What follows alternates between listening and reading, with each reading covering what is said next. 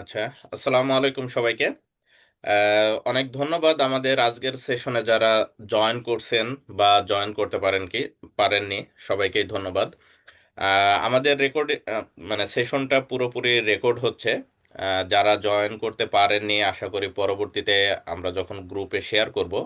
সাধারণত এখন পর্যন্ত আমরা রুয়েট হায়ার স্টাডি গ্রুপে সবগুলো সেশন শেয়ার করতেছি, এবং শেয়ার করার পরে আমাদের ভিডিওগুলোর যেটা লিংক, আপনারা যদি হায়ার স্টাডি গ্রুপে ঢুকেন, হায়ার স্টাডি গ্রুপে ঢোকার পরে আমার একটা ফিচার্ড পোস্ট ফিচার্ড করা আছে।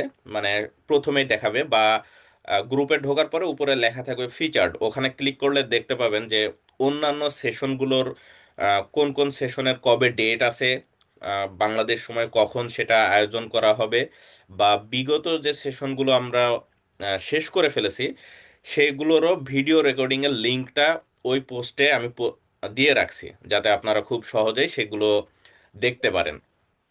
তো তারই ধারাবাহিকতায় আজকে আমাদের আরো একটি আয়োজন, যেটা হচ্ছে হায়ার স্টাডিজ ইন থাইল্যান্ড, অর্থাৎ থাইল্যান্ডে ভর্তি প্রক্রিয়া, স্কলারশিপ বা ওখানে থাকার আহ, সুবিধা অসুবিধা সব কিছু নিয়ে আহ, সাধারণত আমরা আলোচনা করার চেষ্টা করব।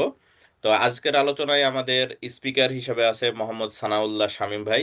আহ, শামীম ভাই আমাদের সিভিল 11 সিরিজের, আমাদের রুয়েটের। তিনি বর্তমানে মাস্টার্স করতেছে, সিভিলে মাস্টার্স করতেছে চুলালঙ্কন ইউনিভার্সিটি ব্যাংকক, অর্থাৎ থাইল্যান্ডে। এবং তিনি এর আগে বিইউবিটি এবং ইউআইটিএস এর ফ্যাকাল্টি মেম্বার ছিলেন। এখন বর্তমানে মাস্টার্স অধ্যয়নরত থাইল্যান্ডে।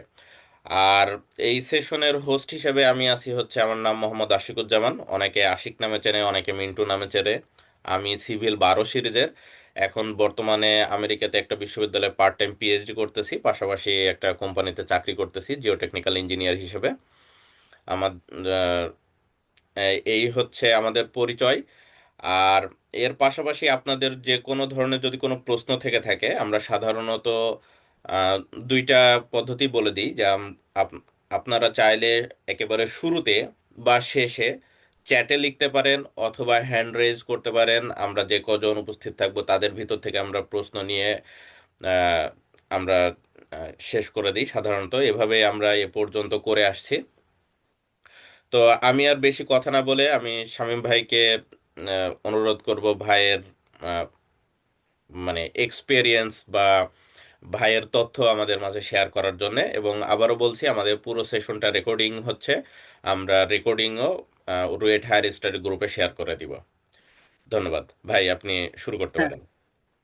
ধন্যবাদ আশিক। অলরেডি আশিক আমার সংক্ষিপ্ত পরিচয় আহ, দিয়েছে। আশিককে ধন্যবাদ। প্রথমেই ধন্যবাদ জানাই, কারণ হচ্ছে আহ, অনেক সুন্দর একটা কাজ সে করতেছে। আহ, বিদেশে যারা আমরা রুয়েটেন আছি এবং পড়াশোনায়, বিশেষ করে পড়াশোনায় আছি, উচ্চশিক্ষায় আছি, তো এদেরকে আসলে একত্রিত করা, একটা প্ল্যাটফর্মে নিয়ে আসার জন্য তার এই প্রচেষ্টা বা প্রয়াসকে আমরা ধন্যবাদ জানাই। তো আমি আজকে আহ, থাইল্যান্ডে হায়ার স্টাডিজ নিয়ে কিছু সংক্ষিপ্ত বর্ণনা বা আমার ব্যক্তিগত অভিজ্ঞতা শেয়ার করতে চাই। এই ক্ষেত্রে আমি প্রথমেই যেটা শেয়ার করতে চাই সেটা হচ্ছে যে আহ, আমি একটু স্ক্রিনটা শেয়ার করে নিই।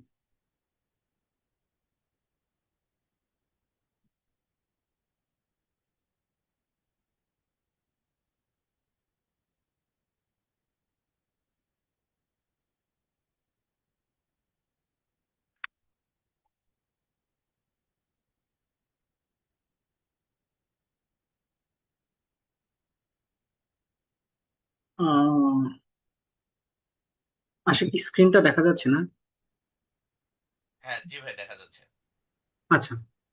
তো আমি এখানে বেসিক্যালি থাইল্যান্ডে হায়ার স্টাডিজ অপরচুনিটিস গুলো কোন কোন ইউনিভার্সিটি গুলোতে বেসিক্যালি ওরা ইন্টারন্যাশনাল স্টুডেন্ট অ্যাকসেপ্ট করে, এবং আমরা বাংলাদেশে কোন কোন ইউনিভার্সিটি গুলোতে আসলে প্রধানত পড়াশোনা করতেছি, এদের স্কলারশিপ গুলার ক্রাইটেরিয়া কি এবং স্কলারশিপ গুলোর সুবিধা কি অসুবিধা কি এবং এখানকার স্টুডেন্ট লাইফ, আমরা যারা আছি এখানে কিভাবে আসলে আমরা এটা চ্যালেঞ্জটা ফেস করি বা নতুন পরিবেশটা অ্যাকসেপ্ট করি, এই বিষয় নিয়ে আসলে এটা আলোচনা। তো এখানে প্রথমেই যেটা আমার কাছে যেটা লাগে, মানে আমার বা আমাদের কাছে যেটা প্রথমেই লাগে সেটা হচ্ছে একেবারেই মানে আমাদের বাংলাদেশের কাছে, মানে বাংলাদেশের কাছে বলতে মাত্র 2 ঘন্টা ফ্লাইট ঢাকা থেকে ব্যাংকক, এবং হোম একটা এনভায়রনমেন্ট সব থেকে বড় কথা। এখানের ক্লাইমেট বলি বা এখানকার ওয়েদার বলি, আহ, একদম সেম টু সেম বাংলাদেশ, একটু গরম বেশি। আমাদের বাংলাদেশে যেমন শীতকাল, যেমন এখন বাংলাদেশে শীতকাল, কিন্তু এখন থাইল্যান্ডে কিন্তু শীতকাল না, গরম। গরম বলতে রাফলি 30 ডিগ্রি সেলসিয়াস টেম্পারেচার, দিনের বেলায় একটু বেশি, এখন একটু কম, তারপরেও ফ্যান লাগে, যেমন এখন ফ্যান চলতেছে। একদম প্র্যাকটিক্যাল এক্সপিরিয়েন্স আর কি।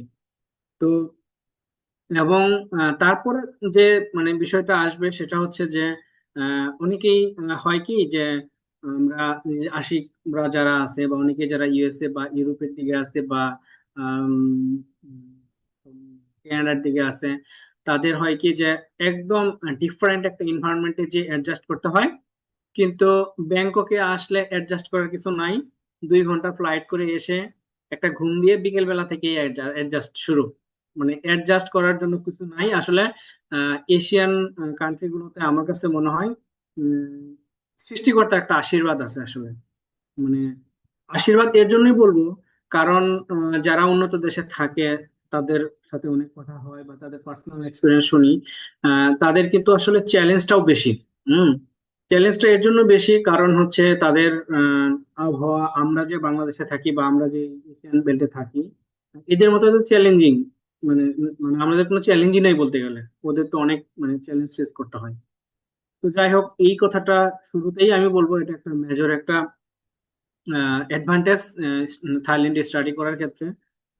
সেকেন্ড যেটা বলবো সেটা হচ্ছে সিমিলার টাইপ আমাদের যে কালচার, মানে আমি বলবো শুধু ফুডস এর কথা বলবো না, আমি বলবো কালচার, সিমিলার টাইপ কালচার। আমরা যেরকম মানে কালচারে, এশিয়ান কালচারে আমরা অভ্যস্ত, সেই একই ধরনের মানে এশিয়ান কালচার এখানে থাইল্যান্ডে আমরা পাই।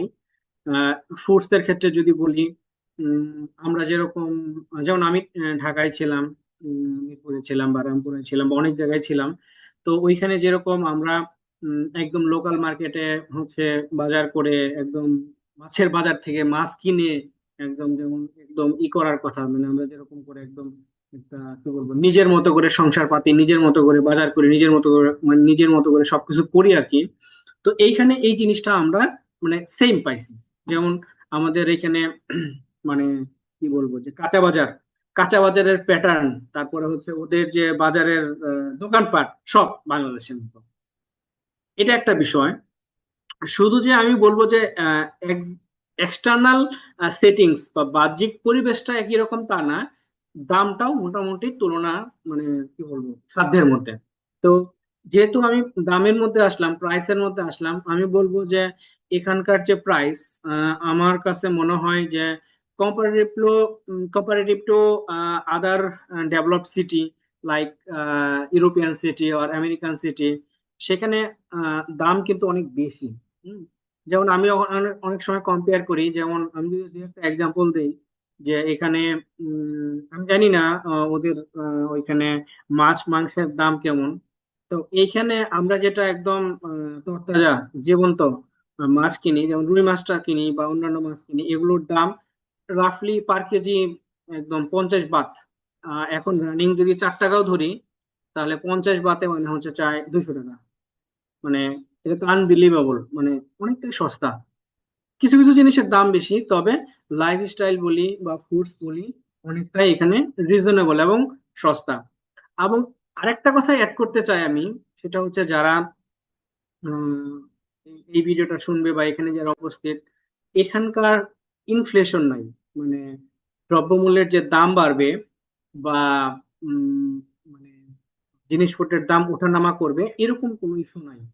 যেমন আমরা আমরা আমি আসছি এখানে 2024 সালে, 2024 সালে আমি একটা উদাহরণ দিয়েই বলি, তাহলে যারা আমার ছোট ভাই আছে বা ছোট বোন আছে বা জুনিয়র আছে যারা আসতে চায় তারা বুঝতে পারবে আসলে এক্স্যাক্টলি। যেমন আমি যখন 2024-এ আসছি, উম 5 কেজি চালের প্যাকেটের দাম ছিল সেই 90 বাত। এখন 2026 চলে, এখনো 90 বাতই। যেটা কিন্তু আসলে বাংলাদেশ বা অন্য অনেক দেশে সেটা কিন্তু নাই। মানে এখানে ইনফ্লেশন নাই। যারা গুগল সার্চ করবা, মানে গুগল সার্চ করতে পারো, দেখতে পারো গত 15-20 বছরে থাইল্যান্ডের ইনফ্লেশন 1.2%, 1.3%। এবং মাঝে মাঝে অনেক সময় মানে নেগেটিভ ইনফ্লেশন হয়েছে, নেগেটিভ ইনফ্লেশন বলি আমরা। মানে আনবিলিভেবল, এটা একটা বিষয়। আর আজকে 8 ফেব্রুয়ারি, হ্যাঁ আজকে 8 ফেব্রুয়ারি, আমি যে আজকে এই যে আশিকের আজকে প্ল্যাটফর্মে আসছি, আজকে থাইল্যান্ডে কিন্তু নির্বাচন হলো, ন্যাশনাল ইলেকশন। ঠিক 4 দিন পরে বাংলাদেশে ন্যাশনাল ইলেকশন। যাই হোক, আজকে যে ন্যাশনাল ইলেকশন ছিল, কোনো ধরনের মানে আর 10টা দিনের মতো, আর 8-10টা দিনের মতো যেরকম স্বাভাবিক জীবনযাত্রা, স্বাভাবিক রাস্তাঘাট, স্বাভাবিক ব্যাংকিং, স্বাভাবিক লেনদেন, স্বাভাবিক বাজার, এভরিথিং স্বাভাবিক ছিল। বিন্দু মাত্র একটা মানে কি বলবো, একটা মানে একটা ইফেক্ট যে হবে একটা ন্যাশনাল ইলেকশন হচ্ছে, কোনো ইফেক্ট নাই। তো এটা তো যেমন বাংলাদেশে 5 দিন ন্যাশনাল ইলেকশন উপলক্ষে সরকারি চাকরিদের ছুটি, স্কুল ছুটি 1 সপ্তাহ, এখানে কিন্তু কোনো কিছুই নাই। একটা ন্যাশনাল ইলেকশন হলো কোনো ইফেক্টই পায়নি। তো এই ক্ষেত্রে ওদেরও কিন্তু মানে পলিটিক্যালি মানে অনেক প্রবলেম আছে, আনস্টেবিলিটি আছে, কিন্তু সেটা জনগণের উপর এক বিন্দু আসে না। মানে আমরা যেটা ফিল করলাম আর কি। তো এইগুলা হচ্ছে overall why you will study in Thailand. আমি যে কথাগুলো বললাম আমার পার্সোনাল এক্সপিরিয়েন্স দিয়ে এবং এখানকার এক্সিস্টিং সিস্টেম গুলো দিয়ে বা ফ্যাসিলিটি গুলো দিয়ে, এগুলো হচ্ছে আমি একদম ইন জেনারেল কথা বললাম।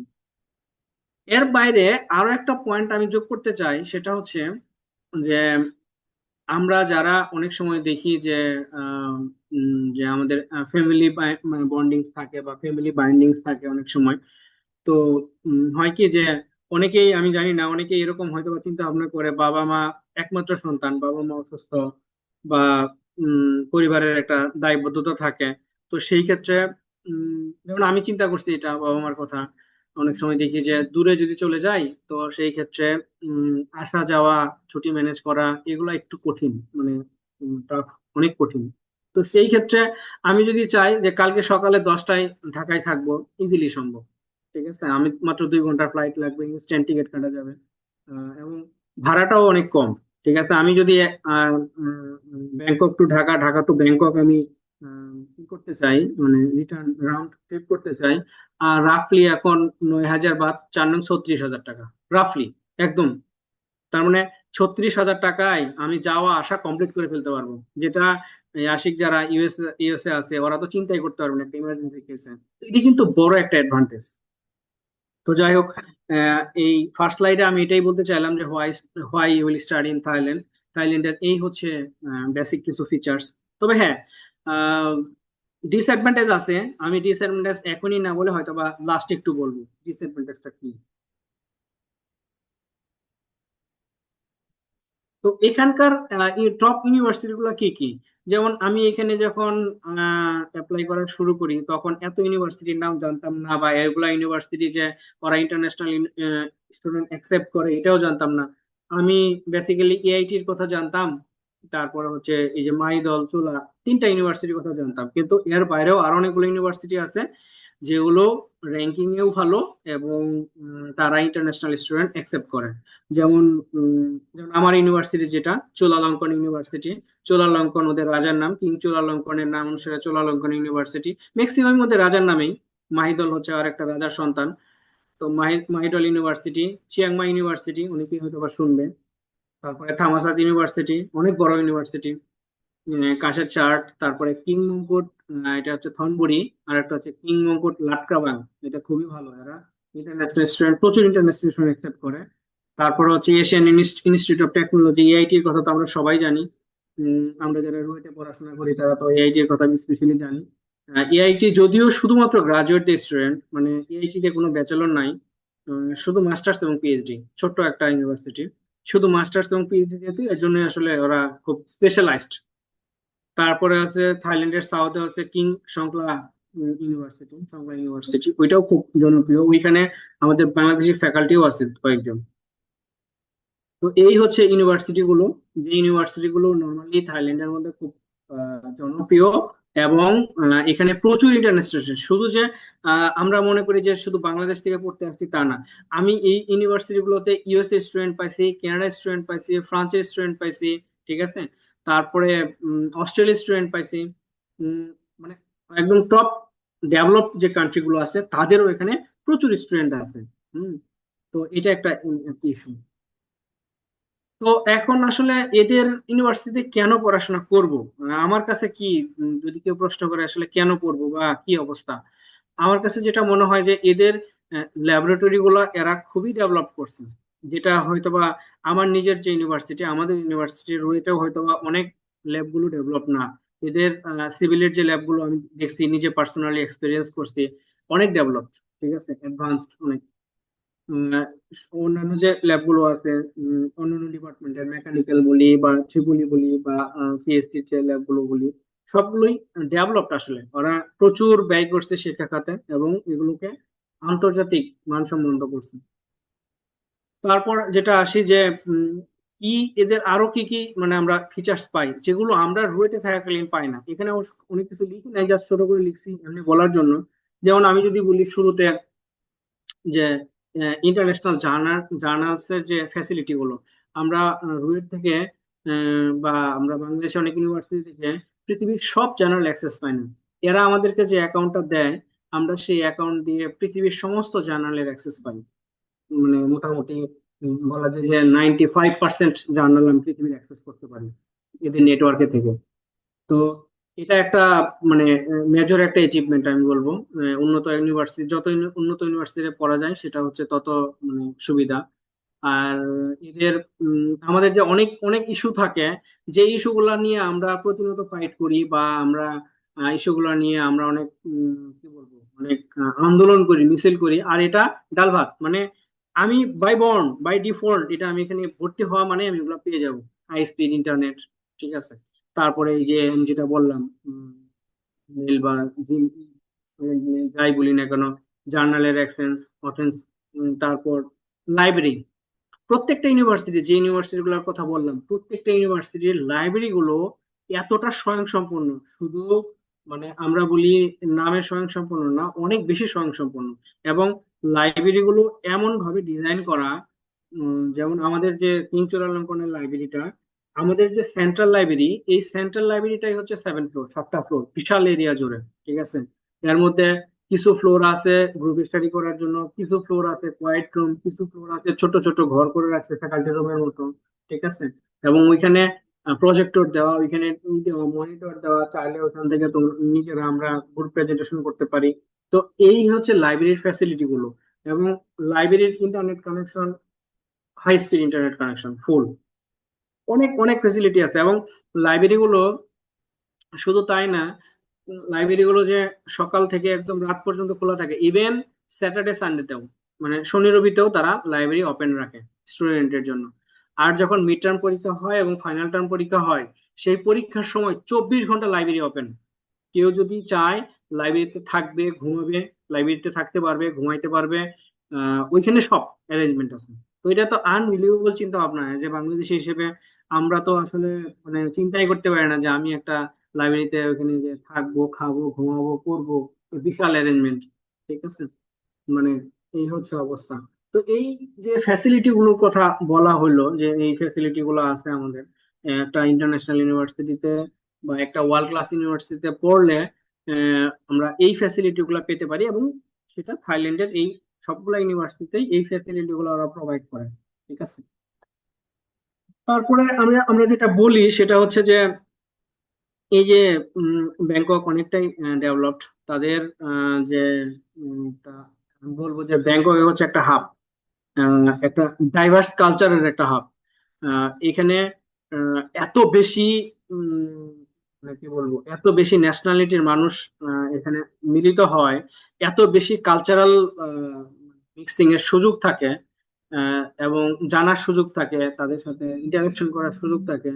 মানুষের নলেজ আসলে বই পড়ার থেকেও অনেক বেশি মানে ডেভেলপ হয় বা অনেক বেশি, মানে আমি কি বলবো, মানে ইনরিচ হয়, সেটা হচ্ছে সে যখন নেচার থেকে শিখতে পারে। এবং ব্যাংকক একটা, মানে একটা বলবো একটা সুইটেবল হাব, যদি কেউ সত্যিকার অর্থেই মানে শিখতে চায় বা মানে কিছু অর্জন করতে চায়। এবং এদের অবশ্যই ট্রান্সপোর্টেশন বলি বা ইনফ্রাস্ট্রাকচার বলি, মোটামুটি ব্যাংকক খুবই ডেভেলপ ট্রান্সপোর্টেশনের দিক থেকে। ওদের মেট্রো রেল, বিটিএস লাইন অনেকটা জাপানরে ফলো করে। তো তো জাপানের মতো করেই ওরা এগুলো ডেভেলপ করছে। প্রায় এখন এক্সিস্টিং মনে হয় 7টা না 8টা হচ্ছে ওদের এমআরটি লাইন চলে পুরা ব্যাংকক এবং সারাউন্ডিং ব্যাংককে কাভার করে, এবং টাইম টু টাইম। এছাড়াও আমি বলবো যে যদি স্পেসিফিকলি যদি বলি, আমরা যারা সিভিল, ইলেকট্রিক্যাল, মেকানিক্যাল বা কম্পিউটার সায়েন্সে যারা রয়েছেন, তাদের জন্য আমি বলবো যে আহ, সত্যিকার অর্থেই রিয়েল লাইফ ল্যাবরেটরি এক্সপিরিয়েন্স করার সুযোগ আছে, ডেভেলপ নলেজ নেওয়ার সুযোগ আছে, এবং হাইলি কোয়ালিফাইড প্রফেসরদের সান্নিধ্য থেকে সে একটা রিসার্চ শেখার একটা সুযোগ আছে বা রিসার্চ করার একটা সুযোগ আছে। তারপর আমরা স্পেসিফিকলি যদি বলি যে চোলালঙ্কন ইউনিভার্সিটির এটা হচ্ছে একদম ইঞ্জিনিয়ারিং এর টপ মোস্ট, এবং ওয়ার্ল্ড র্যাঙ্কিং এও সম্ভবত এখন 221। তো র্যাঙ্কিং এর যদি আমরা বলি, চোলালঙ্কন ইউনিভার্সিটি এটা রানিং র্যাঙ্কিং এ সার্চ করলে পাওয়া যাবে। এটা অলমোস্ট 200 থেকে 300-র মধ্যে এখন ভেরি করে, এবং এশিয়ার মধ্যে ফার্স্ট মনে হয় ইঞ্জিনিয়ারিং।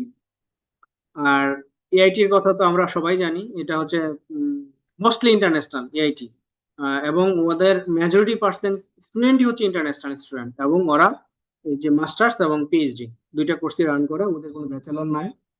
এছাড়াও আমি যদি বলি যে কিংবঙ্কর থনবুরি আর কিংবঙ্কর ইউনিভার্সিটি লাটকাবাং, এই দুইটাও হচ্ছে প্রচুর ইন্টারন্যাশনাল স্টুডেন্ট ইনটেক করে। এবং বেসিক্যালি তারা হচ্ছে যে ইন্ডাস্ট্রিয়াল বা অ্যাপ্লাইড রিসার্চ, যেমন সাইন্টিফিক যে ইগুলো, সায়েন্স রিলেটেড যে সাবজেক্ট গুলো আছে, ওগুলাতে ওরা বেশি পরিমাণে স্টুডেন্ট ইনটেক করে। এগুলো তো আমি বললাম যে সবগুলাই হচ্ছে পাবলিক ইউনিভার্সিটি। তো প্রাইভেট ইউনিভার্সিটির ক্ষেত্রে যদি কেউ আসতে চায় বা যদি কেউ পড়তে চায়, এদের কিন্তু প্রাইভেট ইউনিভার্সিটিতেও মানে আসা যায়। যেমন আমি যদি টপ কিছু প্রাইভেট ইউনিভার্সিটির কথা বলি, যেমন সিয়াম ইউনিভার্সিটি, তারপরে অ্যাজামশন ইউনিভার্সিটি, ব্যাংকক, মানে এই ধরনের অনেকগুলো ইউনিভার্সিটি আছে যেগুলো হচ্ছে প্রাইভেট ইউনিভার্সিটি। এবং প্রাইভেট ইউনিভার্সিটি হলেও তাদের কিন্তু একটা তথ্য দিয়ে রাখি, যে যদি কেউ প্রাইভেট ইউনিভার্সিটিতেও মানে প্রফেসরের সাথে কথা বলে অ্যাডমিশন নিতে পারে, টিএ হিসেবে বা আর এ হিসেবে কাজ করে সে কিছু মানে ফুল না পার্শিয়াল ফান্ডিং পেতে পারে, বা হয়তো বা তার টিউশন ফিটা 50% বা কিছু একটা মকুব করার সুযোগ থাকে। ঠিক আছে। তো আমরা যেহেতু আসলে রয়েডিয়ান, আমরা আসলে এভাবে চিন্তা করি না যে প্রাইভেট ইউনিভার্সিটিতে যাব। সম্ভবত এগুলো হচ্ছে টপ র্যাঙ্কিং ইউনিভার্সিটি এবং ওয়ার্ল্ড ওয়াইড অ্যাকসেপ্টেড আছে, অ্যাকসেপ্টেন্স আছে। তো দেখা গেছে আমরা যদি চোলা থেকে বা এআইটি থেকে বা থামাসাত থেকে যদি পড়াশোনা করে মাস্টার্সটা পড়ে পরবর্তীতে যদি আমরা সুইচ করতে চাই অস্ট্রেলিয়ার দিকে, কানাডার দিকে বা ইউএস এর দিকে, আমাদের অ্যাকসেপ্টেন্স কিন্তু 100-to 100, এবং এটা খুবই, এদের অ্যালামনাই খুবই স্ট্রং। আমরা একটা অ্যালামনাই প্রোগ্রামে গেলাম এবং দেখলাম সবাই মানে প্রচুর মানে হয় সেলফ এস্টাবলিশড আর না হলে বিদেশে এস্টাবলিশড। তো এখন আসি, এতক্ষণ তো ইউনিভার্সিটির কথা বললাম যে কি কি ধরনের গভর্নমেন্ট ইউনিভার্সিটি আছে বা প্রাইভেট ইউনিভার্সিটি আছে, বা ওদের কি কি প্রোগ্রাম গুলো ওরা আসলে বেসিক্যালি রান করতেছে, আর কেমন হচ্ছে ইন্টারন্যাশনাল স্টুডেন্ট ওরা ইনটেক করতেছে। এখন আসি মেইন যে বিষয়টা, স্কলারশিপ ইস্যু নিয়ে। তো আমি যদি প্রথমেই বলি স্কলারশিপ, মানে স্কলারশিপের অ্যাডভান্টেজটা যদি বলি, আমি যেটা নিজে 2 বছর এক্সপিরিয়েন্স করলাম, স্কলারশিপটা হচ্ছে অনেকটা আমার হচ্ছে স্বাধীন, মানে কি বলবো, মানে একটা ইন্ডিপেন্ডেন্স। স্কলারশিপের 2টা বা 3টা ক্রাইটেরিয়া থাকে, কেউ যদি সেই 2টা বা 3টা ক্রাইটেরিয়া ফিল আপ করতে পারে, সে চিল, মানে তার কোনো আসলে প্রেশার নাই, এক্সটার্নাল প্রেশার নাই।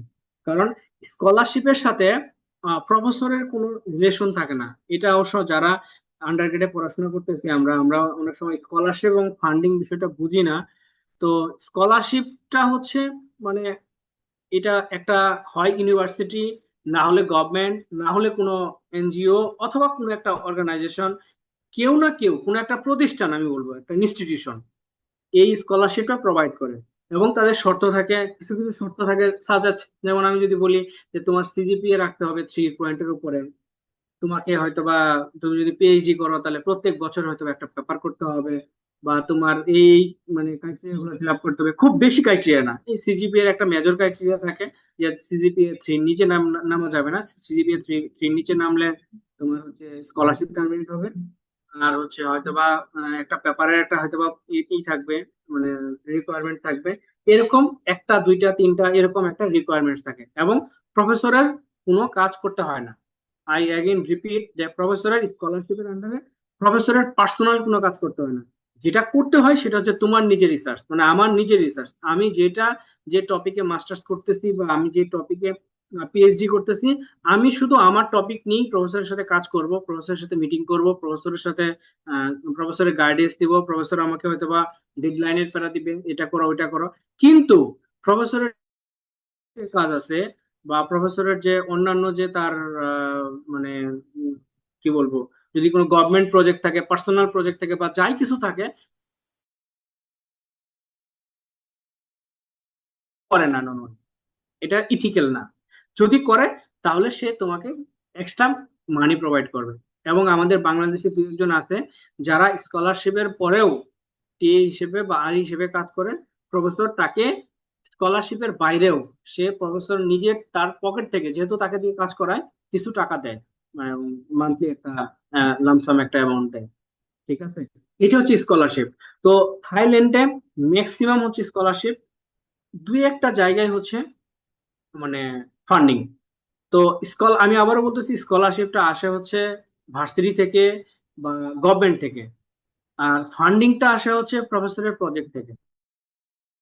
তো যেটা হয়, আমরা যারা এখানে পড়াশোনা করতেছি রানিং স্টুডেন্ট হিসেবে বাংলাদেশ থেকে, আমি অন্য অন্য দেশের কথা নাই বলি এখন, বাংলাদেশ থেকে আমরা যারা পড়াশোনা করতেছি আমরা ম্যাক্সিমামই হচ্ছে স্কলারশিপে। আমরা এখন রানিং, আমি যদি বলি বাংলাদেশ থেকে এই থাইল্যান্ডের যে গভর্নমেন্ট, প্রাইভেটে অনেকেই আছে, আমি প্রাইভেটের সাথে অত কানেক্টেড না।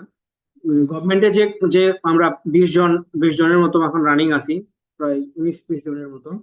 তো দুই একজন ছাড়া সবাই হচ্ছে আমরা স্কলারশিপে আছি। তো আমি এটাই বললাম যে স্কলারশিপ আর ফান্ডিং এর ডিফারেন্সটা তোমরা আহ, তোমার ওপেন এআই আছে, এখন এআই আছে, সার্চ করলে পাওয়া যাবে কি অ্যাডভান্টেজ কি ডিসঅ্যাডভান্টেজ পাওয়া যাবে। তো এখানে স্কলারশিপ ফর্মগুলো হচ্ছে রয়্যাল থাই গভর্নমেন্ট স্কলারশিপ, যেটা হচ্ছে কিং কুইন স্কলারশিপ হিসেবে আসতে পারে বা অন্য ফর্মেও আসতে পারে। তারপরে চোলালঙ্কন গ্রাজুয়েট স্কলারশিপ, যেটা আমরা বলি আসিয়ান নন এশিয়ান স্কলারশিপ। তারপরে চোলালঙ্কন হচ্ছে C2F পিএইচডি স্কলারশিপ, এটাতেও আছে। তারপরে টিকা নামে একটা স্কলারশিপ আছে, এবং হচ্ছে রিসার্চ অ্যাসিস্ট্যান্ট হিসেবেও আসা যায়। মানে প্রফেসরের যদি কোনো প্রজেক্ট থাকে বা গভর্নমেন্ট কোনো ফান্ড থাকে, এবং খুবই লিমিটেড দুই একজন প্রফেসর থাকে যারা হচ্ছে গভর্নমেন্টের কাজ করে, এবং সারা বছর কিন্তু আসলে তার কাছে ফান্ড থাকে না। সে হয়তো বা পার্টিকুলার এই 2025 থেকে 2026-এর জন্য 2 বছরের জন্য সে একটা গভর্নমেন্ট থেকে ফান্ড নিয়ে আসছে, তখন সে স্টুডেন্ট নিবে। বা সে 27-28 সালে একটা ফান্ডিং পাবে, তখন হয়তো বা 26-এ এসে সে স্টুডেন্ট খুঁজতেছে, এরকম। আর স্কলারশিপ গুলা প্রত্যেক বছর ফিক্সড, স্কলারশিপ গুলো আসবেই। ঠিক আছে। এবং স্কলারশিপের অ্যামাউন্ট আসলে খুব বেশি না হলেও আমার কাছে মনে হয় যে খুব বেশি না, সেভিংস করা যায় না হয়তো অত, কিন্তু ডিগ্রিটা হয়ে যায়। আর হচ্ছে খুব রিল্যাক্সে আসলে পড়াশোনাটা করা যায়, এটা হচ্ছে মেইন জিনিস। যেমন ইউএসএ বা কানাডাতে যারা আছে, তারা যেমন একটু ফান্ডিং একটু ভালোই পায়, হয়তো বা একটু সেভিং সেভিং করা যায়। কিন্তু এশিয়ান সব কান্ট্রি গুলোতে আমার কাছে যেটা মনে হয়, সেটা জাপান হোক বা থাইল্যান্ড হোক কিংবা চায়না হোক, আহামরি টাকা দিবে না যে টাকা দিয়ে তুমি একদম মানে মানে সঞ্চয় করে অনেক লাখ লাখ টাকা বানাই ফেলতে পারবা, আসলে এটা সম্ভব না। তো যেটা দিবে, এটা যেমন আমি অ্যামাউন্টটা বলে দেই, যেমন ম্যাক্সিমাম স্কলারশিপ গুলো দেয় হচ্ছে 15,000 বা 16,000 থাই বাত। তো তুমি এখন হিসাব করে দেখো যে 4 টাকা করে যদি হয় এখন মার্কেট প্রাইস, তাহলে 16,000 মানে থাই বাত মানে হচ্ছে 64,000 টাকা বাংলা টাকায়। তো এই 64,000 টাকা কিন্তু শুধু থাকা এবং খাওয়ার জন্য, মানে তোমার নিজের হাতে দিবে। আর ভার্সিটি থেকে স্কলারশিপ যদি হয়, তাহলে ভার্সিটি থেকে কোনো 1 টাকাও দিতে হয় না, মানে পুরা ডিগ্রি যেদিন আসবো এবং যেদিন ফিরে যাব, ভার্সিটিতে একটা পয়সাও আমাকে লেনদেন করতে হবে না, কোনো কিছুর জন্যই না। তো এটা একটা ভালো অ্যাডভান্টেজ, যে আমি ভার্সিটিকে 1 টাকাও কোনোদিন দিচ্ছি না। বিনিময়ে ভার্সিটি থেকে আমি হয়তোবা এই 16,000 বাদ বা 15,000 বাদ যাই বলি, এরকম একটা মানে ফান্ডিং পাওয়া যাচ্ছে, এবং যেটা দিয়ে মানে করা যাচ্ছে আমার থাকা খাওয়া বা others যে খরচগুলো সেগুলো করা যায়। তো আর এর ক্ষেত্রে যে বিষয়টা হচ্ছে, এগুলো তো স্কলারশিপের ক্ষেত্রে বললাম। আর এর ক্ষেত্রে যে বিষয়টা হচ্ছে, যে প্রফেসর যদি নিজস্ব কোনো প্রজেক্ট থাকে বা গভর্নমেন্ট থেকে প্রজেক্ট পায়, অকেশনালি প্রজেক্ট পায়, সেটা হচ্ছে ট্র্যাক রাখতে হয়, মেল করতে হয়, মানে লাকে মিলতে হয়, মানে বেটা বলে মিলতে হয়। মিললে এবং প্রফেসর যদি তার ক্রাইটেরিয়া মিলে, তখন সে আর হিসেবে নিয়োগ দেন। ওই একই টাকা দেয় মোটামুটি। ওই 15-16 হাজার বা 20,000 এরকম একটা লামসাম একটা অ্যামাউন্টে চুক্তিবদ্ধ করে তাকে নিয়ে আসে। তবে চুলালঙ্কন ইউনিভার্সিটিতে একটা বিশেষ একটা স্কলারশিপ আছে, সেটা হচ্ছে C2F স্কলারশিপ। C2F স্কলারশিপ, সেটা হচ্ছে সেকেন্ড সেঞ্চুরি ফান্ড নামে একটা স্কলারশিপ আছে, যেটাতে মানে থাইল্যান্ডের সর্বোচ্চ টাকা দেয়। সেটা হচ্ছে সে পিএইচডি লেভেলে, ওরা হচ্ছে 30,000 বাদ করে দেয়। তো এটা অনেক টাকা আসলে, থাইল্যান্ডের 30,000 টাকা মানে অনেক টাকা। এখানে থাইল্যান্ডের আমি যতটুকু জানি যে মোটামুটি মিডিয়াম রেঞ্জ স্যালারি ওদের, সরকারি চাকরিতে যারা করে এরকম একটা স্যালারি পায় আর কি। তো 30,000 থাই বাদ দেয় C2F এ। এবং আরেকটা কথা সেটা হচ্ছে, এদের কিন্তু পোস্টডক পোস্টডকেও কিন্তু এদের স্কলারশিপ আছে, যেটা আমি এখানে এসে জানছি। যেটা আমরা সবসময় জানি যে পোস্টডকটাই হচ্ছে বেসিক্যালি আরে বা টি হিসেবে আসবে, ফান্ডিং হিসেবে আসবে, কিন্তু এরা পোস্টডকেও কিন্তু স্কলারশিপ দেয়। এবং এদের পোস্টডকের স্কলারশিপের মান অনেক বেশি। যদি আমার কোনো সিনিয়র ভাই বা বা আমার কোনো ফ্রেন্ড বা জুনিয়র মানে পিএইচডি করে পোস্টডক করতে চায়, এই থাইল্যান্ডে পোস্টডক করতে পারে। ইভেন যারা মানে কেরিয়ার রিলেটেড বা কেরিয়ার ডেভেলপমেন্টের জন্য অনেক সময় পোস্টডক দরকার হয়, এদের পোস্টডকে আমি যতটুকু জানি মাহিদুল 60,000 বাদ দেয়। 60,000 বাদ, মানে এটা কিন্তু অনেক টাকা, কিন্তু 60,000 বাদ মানে মনে হচ্ছে 60,000 বাদ, কিন্তু অনেক টাকা। আমরা যারা থাইল্যান্ড থাকি তারা বুঝতেছি। তারপর হচ্ছে চোলা দেয় 50,000 বাদ। তো 50,000 বাদ যদি একজন পোস্টডকে পায়, তো রাফলি যদি কেউ স্টুডি অ্যাপার্টমেন্ট নিয়ে থাকে, একটা স্টুডিও অ্যাপার্টমেন্টের ভাড়া ইউটিলিটি সহ 6,000 থেকে 7,000 বাদ maximum, one room studio apartment. আর মানে একজন মানুষের যদি খায়, সে রান্না বান্না করে খায়, মানে বাজার করে খায়, জাস্ট আমরা যেমন ঢাকায় থাকি নিজেরা বাজার করে, কাঁচা বাজার থেকে বাজার করে খায়, এরকম যদি খায় তাহলে 3,000 বাদ লাগবে গ্রোসারি সহ। তাহলে আমার রাফলি একজন মানুষ 10,000 বাতে তার মানে পুরা 30 দিন শেষ করে ফেলতে পারবে। তার মানে যদি সে 60,000 বাদ পায়, রাফলি 10,000 বাদ যদি সে মান্থলি খরচ করে, তাহলে 50,000 বাদ সে পোস্টডকে স্কলারশিপ হিসেবে পাচ্ছে। তো যাই হোক, এই অনেক ফ্যাসিলিটি আছে আসলে, অনেক সুবিধা আছে। আমরা জানি না আসলে, তথ্যের অভাব বা আমাদের কাছে পৌঁছায় না, তাই মানে হয়তো বা আমরা রিচ করতে পারি না। তো এই হচ্ছে আমাদের সেই গোল্ডেন অপরচুনিটি বা স্কলারশিপ বা ফান্ডিং এর থাইল্যান্ডের টুকটাক আহ, বিস্তারিত।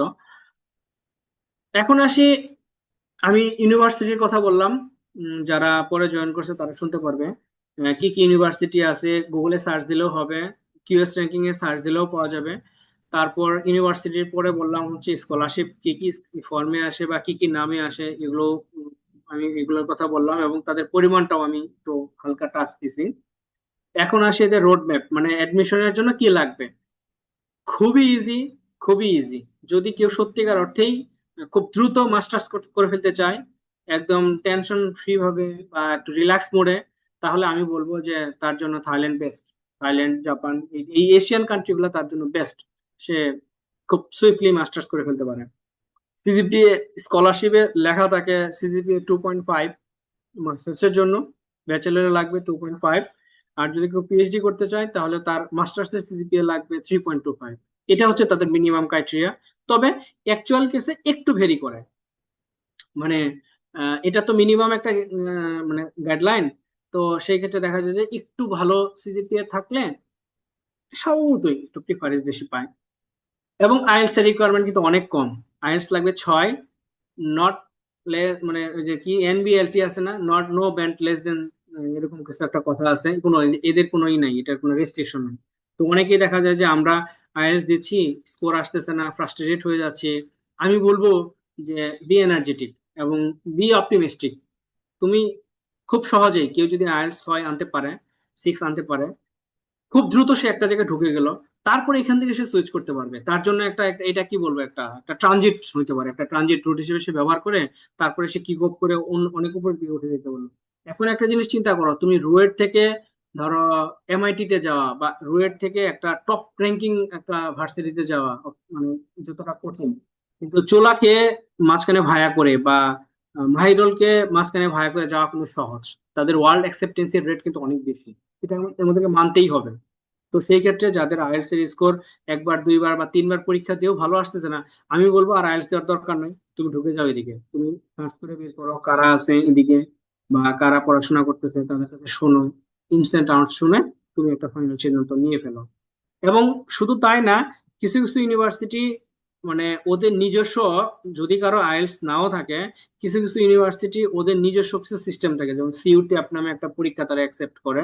এবং আমি জানি রিসেন্টলি একটা ভাইয়া আসছে হাজী দানেশ বিজ্ঞান ও প্রযুক্তি বিশ্ববিদ্যালয় থেকে পিএইচডি করতে, কাশারচার ইউনিভার্সিটিতে, তার আইএলটিএস লাগেনি।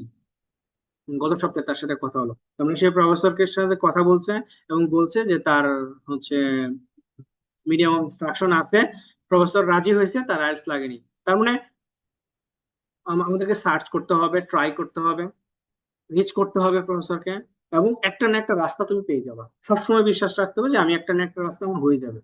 আইএলটিএসও ট্রাই করব, মিডিয়াম ইনস্ট্রাকশন দিয়েও ট্রাই করব, বা অন্য কোনো ফর্মেটে যদি হয়, ডুওলিঙ্গো যদি হয় বা অন্য কিছু হয়, দিয়ে ট্রাই করে আমি ঢুকে যাব। তো এই হচ্ছে অ্যাডমিশনের রোড ম্যাপটা। খুব বেশি কোনো ক্রাইটেরিয়া নাই। আমার কাছে মনে হয় মেজর দুইটা ক্রাইটেরিয়া মেইন, কারো যদি মোটামুটি সিজিপিএ থাকে, কারো যদি আইএলটিএস সিক্স থাকে, অ্যাডমিশন হওয়া 100-তে 100। কিন্তু স্কলারশিপের ক্ষেত্রে একটু হয়তো বা ভালো স্কোর লাগে, এবং অনেক সময় কম স্কোর দিয়েও অনেকে স্কলারশিপ পায়। কারণ কি আমি তোমাদের বলি, যেমন প্রত্যেক বছর চোলা 200+ স্কলারশিপ দিতেই হবে, এটা তাদের নিয়ম। এখন মানে মানুষের লাক আসলে আল্লাহ যদি লিখে রাখে, ফেভার করে, তো এখন একটা কোটা ফিল আপ করার জন্য দেখা যাচ্ছে যে ওদের এই 200-কে ফিল আপ করার জন্য 200 স্টুডেন্টকে তাদের স্কলারশিপ দিতেই হবে প্রত্যেক সেমিস্টারে। তো এখন ওই সেমিস্টারে দেখা গেল মানে ওরা যে কোটা ফিল আপ করবে, ওদের সিজিপিএ যে মিনিমাম রিকোয়ারমেন্ট আছে, যদি এটা ফিল আপ করে, তো যদি 200তম স্টুডেন্টও যদি 2.75 দিয়ে ফিল আপ করতে পারে, 2.75 দিয়ে ঢুকতে পারবে। কিন্তু 2.7 নিচে হলে তাকে বাদ দিয়ে দিবে, ব্ল্যাঙ্ক থাকবে, ওই স্কলারশিপ দিবে না তারা, কারণ এটা তাদের রুলস। তো সেই ক্ষেত্রে কেউ যদি সত্যি করতে চেষ্টা করে, হয়ে যায়। মানে স্বপ্ন যে দেখে, তার স্বপ্ন আসলে পূরণ হয়, স্বপ্ন দেখতে হবে আসলে। তো আশা হারানোর কিছু নাই, এটা খুবই মানে একটা কুশল একটা রোডম্যাপ অ্যাডমিশন জন্য। তারপর আসি আসলে অ্যাপ্লাই কখন করে, তাই না? আমি তো এগুলো শুনলাম, ইউনিভার্সিটির নাম শুনলাম, স্কলারশিপের নাম শুনলাম, তারপর হচ্ছে কি কি লাগে শুনলাম। তাহলে এখন আসি যে কখন অ্যাপ্লাই করব। এখন অ্যাপ্লাই, এই যে ফেব্রুয়ারি মাস চলতেছে, এই মিড ফেব্রুয়ারি হচ্ছে অ্যাপ্লাই করার সময়, পারফেক্ট সময় আসে এটা অ্যারেঞ্জ করছে।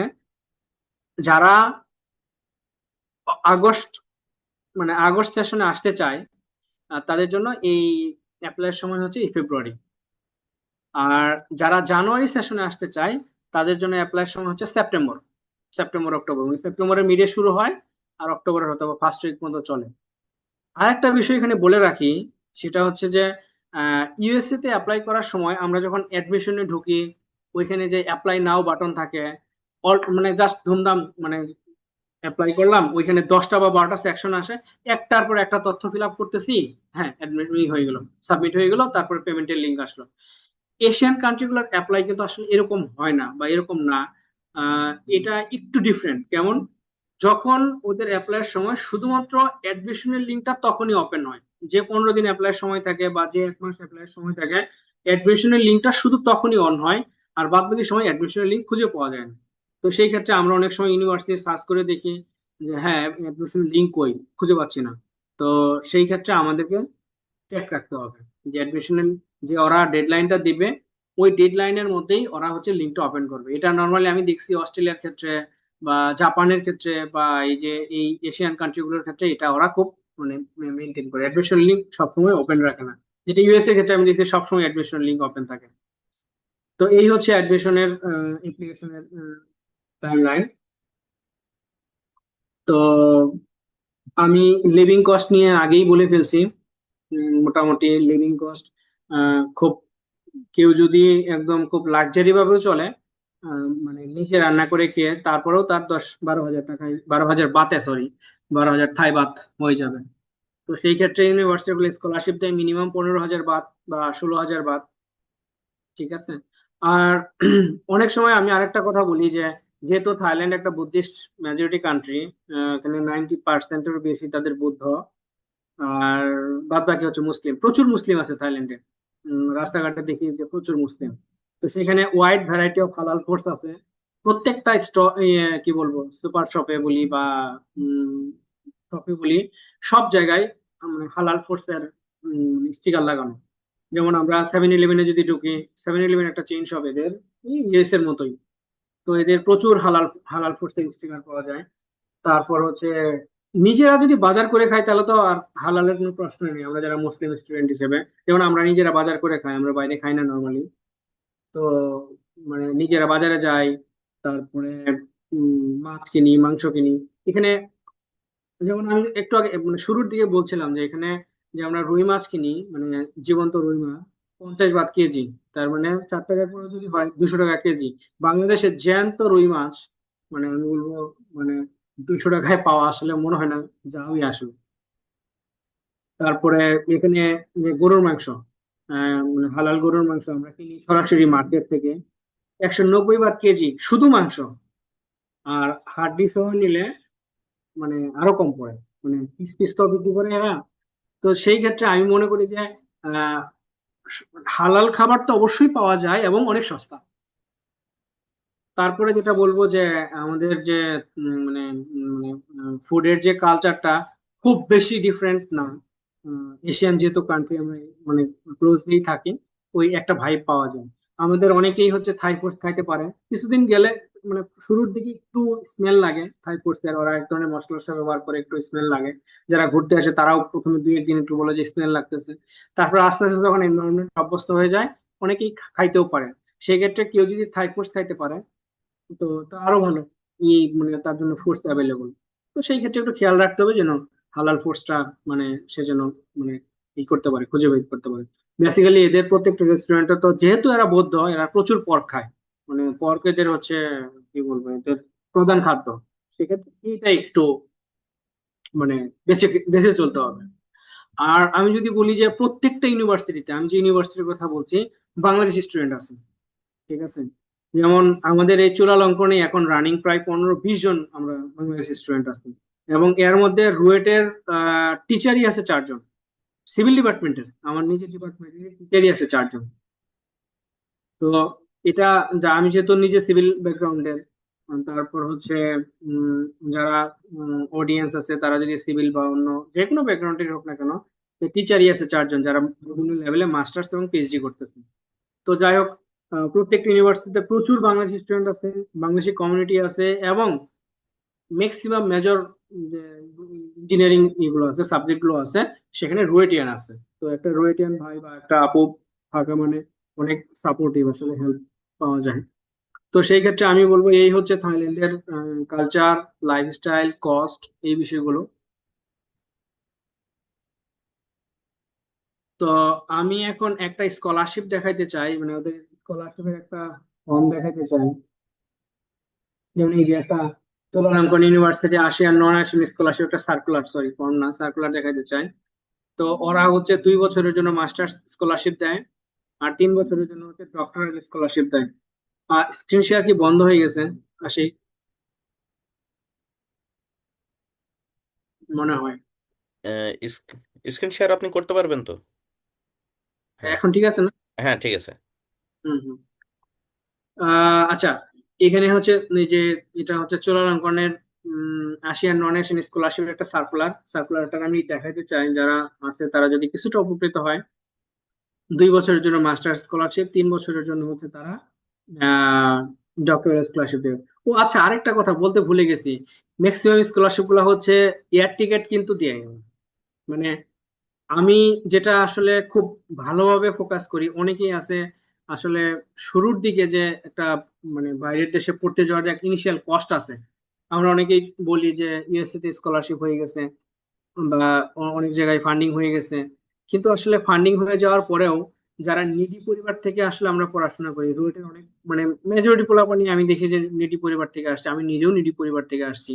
আহ, তো দেখা যায় যে যদি আমি কি বলবো একটা কানাডা বা ইউএসএ বা অস্ট্রেলিয়ার দিকে মুভ করতে চাই, মানে অনেক একটা মানে ইনিশিয়াল একটা ইনভেস্টমেন্ট লাগে, মানে একটা একটা বাজেট লাগে। সেটা শুধু স্কলারশিপ পাইলেই হয় না।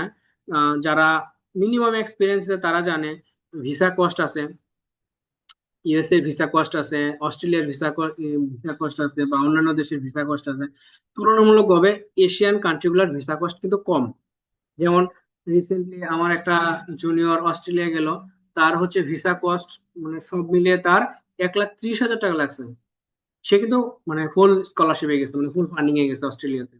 তাহলে তার ভিসা কস্টই হচ্ছে 1,30,000 টাকা। সেই ক্ষেত্রে আমাদের থাইল্যান্ডের ভিসা কস্ট মাত্র হচ্ছে মানে কত, 8,000 বাংলা টাকা। মানে ফাইবাতে কত আমি জানি না, মনে নাই, 8,000 না 9,000 বাংলা টাকা। সেই ক্ষেত্রে মানে আমি যদি বলি কম্পারেটিভ তুলনা করি যে ইনিশিয়াল ইনভেস্টমেন্ট কিন্তু থাইল্যান্ডে কম। যেহেতু আশিক থাইল্যান্ড রিলেটেড কথা বলছে, আমি থাইল্যান্ডকে ফোকাস করতেছি অন্যান্য দেশের সাপেক্ষে। কিন্তু আমার উদ্দেশ্য এটা না যে অন্যান্য দেশকে বা অন্যান্য ইউনিভার্সিটি গুলোকে একটু ডাউন করা, কোনোদিনও না। আমি জাস্ট বলতেছি যারা সত্যিকার অর্থে এই মানে ফান্ডিং নিয়ে চিন্তা করতেছে বা বাজেট নিয়ে চিন্তা করতেছে, টাকার মানে কস্টিং নিয়ে চিন্তা করতেছে, তো সেই ক্ষেত্রে এগুলো কিন্তু একটা ইস্যু যে আমার এখানে ভিসা কস্ট একেবারেই মিনিমাম।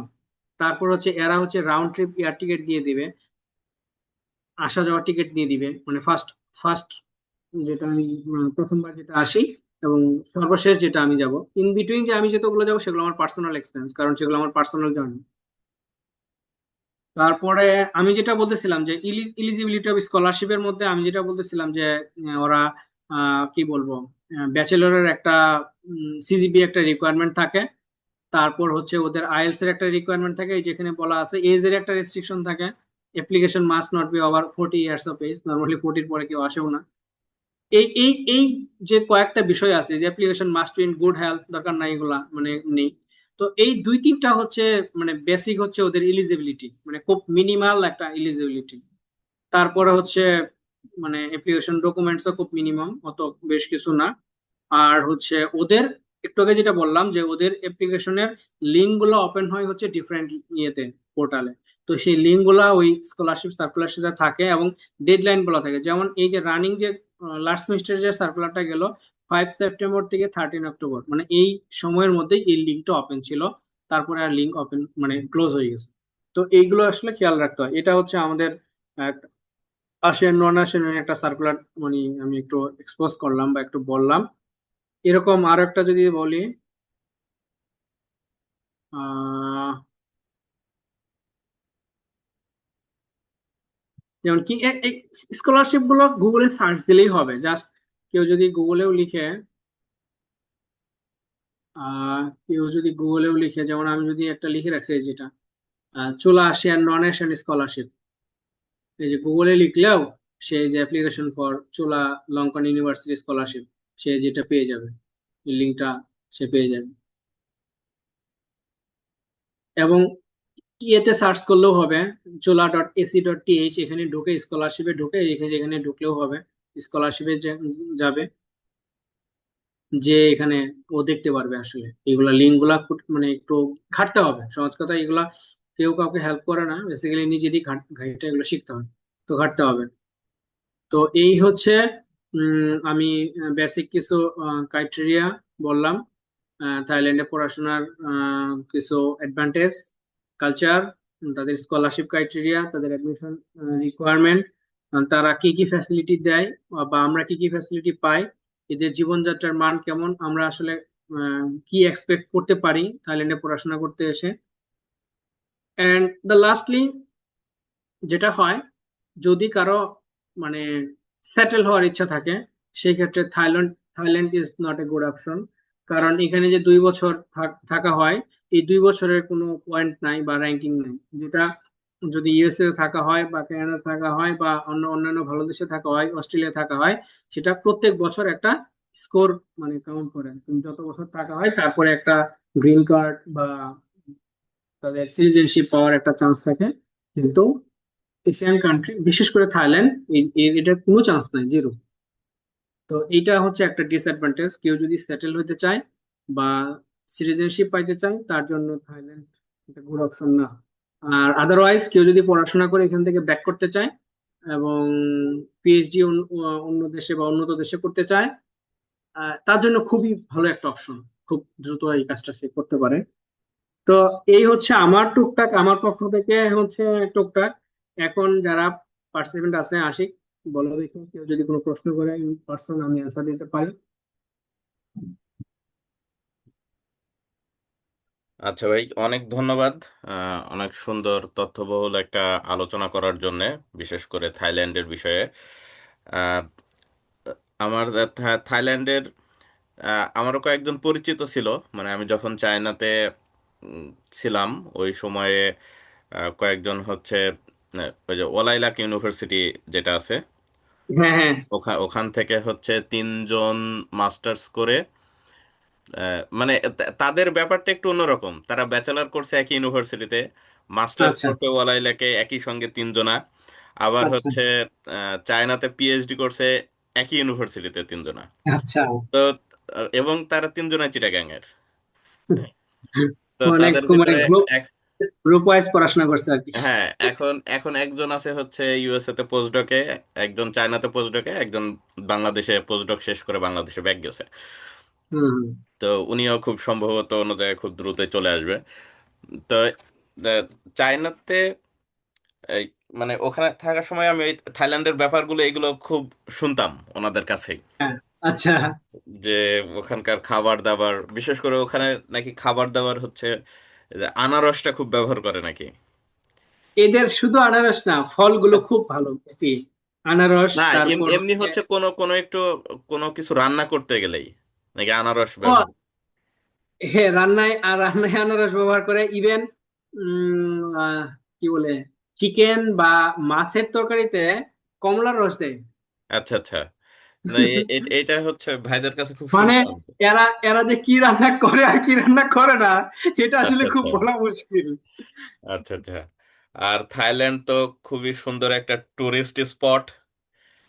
সিটি অফ, কি বলবো, সিটি অফ কালার, হ্যাঁ, খুবই সুন্দর। Diverse culture. হুম হুম। আচ্ছা আচ্ছা ভাই, অনেক ধন্যবাদ। আমি কিছু প্রশ্ন করব তার আগে, যদি আমাদের দর্শক যারা আছেন, আপনাদের যদি কোনো প্রশ্ন থেকে থাকে আপনারা চ্যাটে লিখতে পারেন অথবা হ্যান্ড রেজ করতে পারেন। তারপরে আনমিউট করে আপনারা আপনাদের প্রশ্ন জিজ্ঞেস করতে পারেন।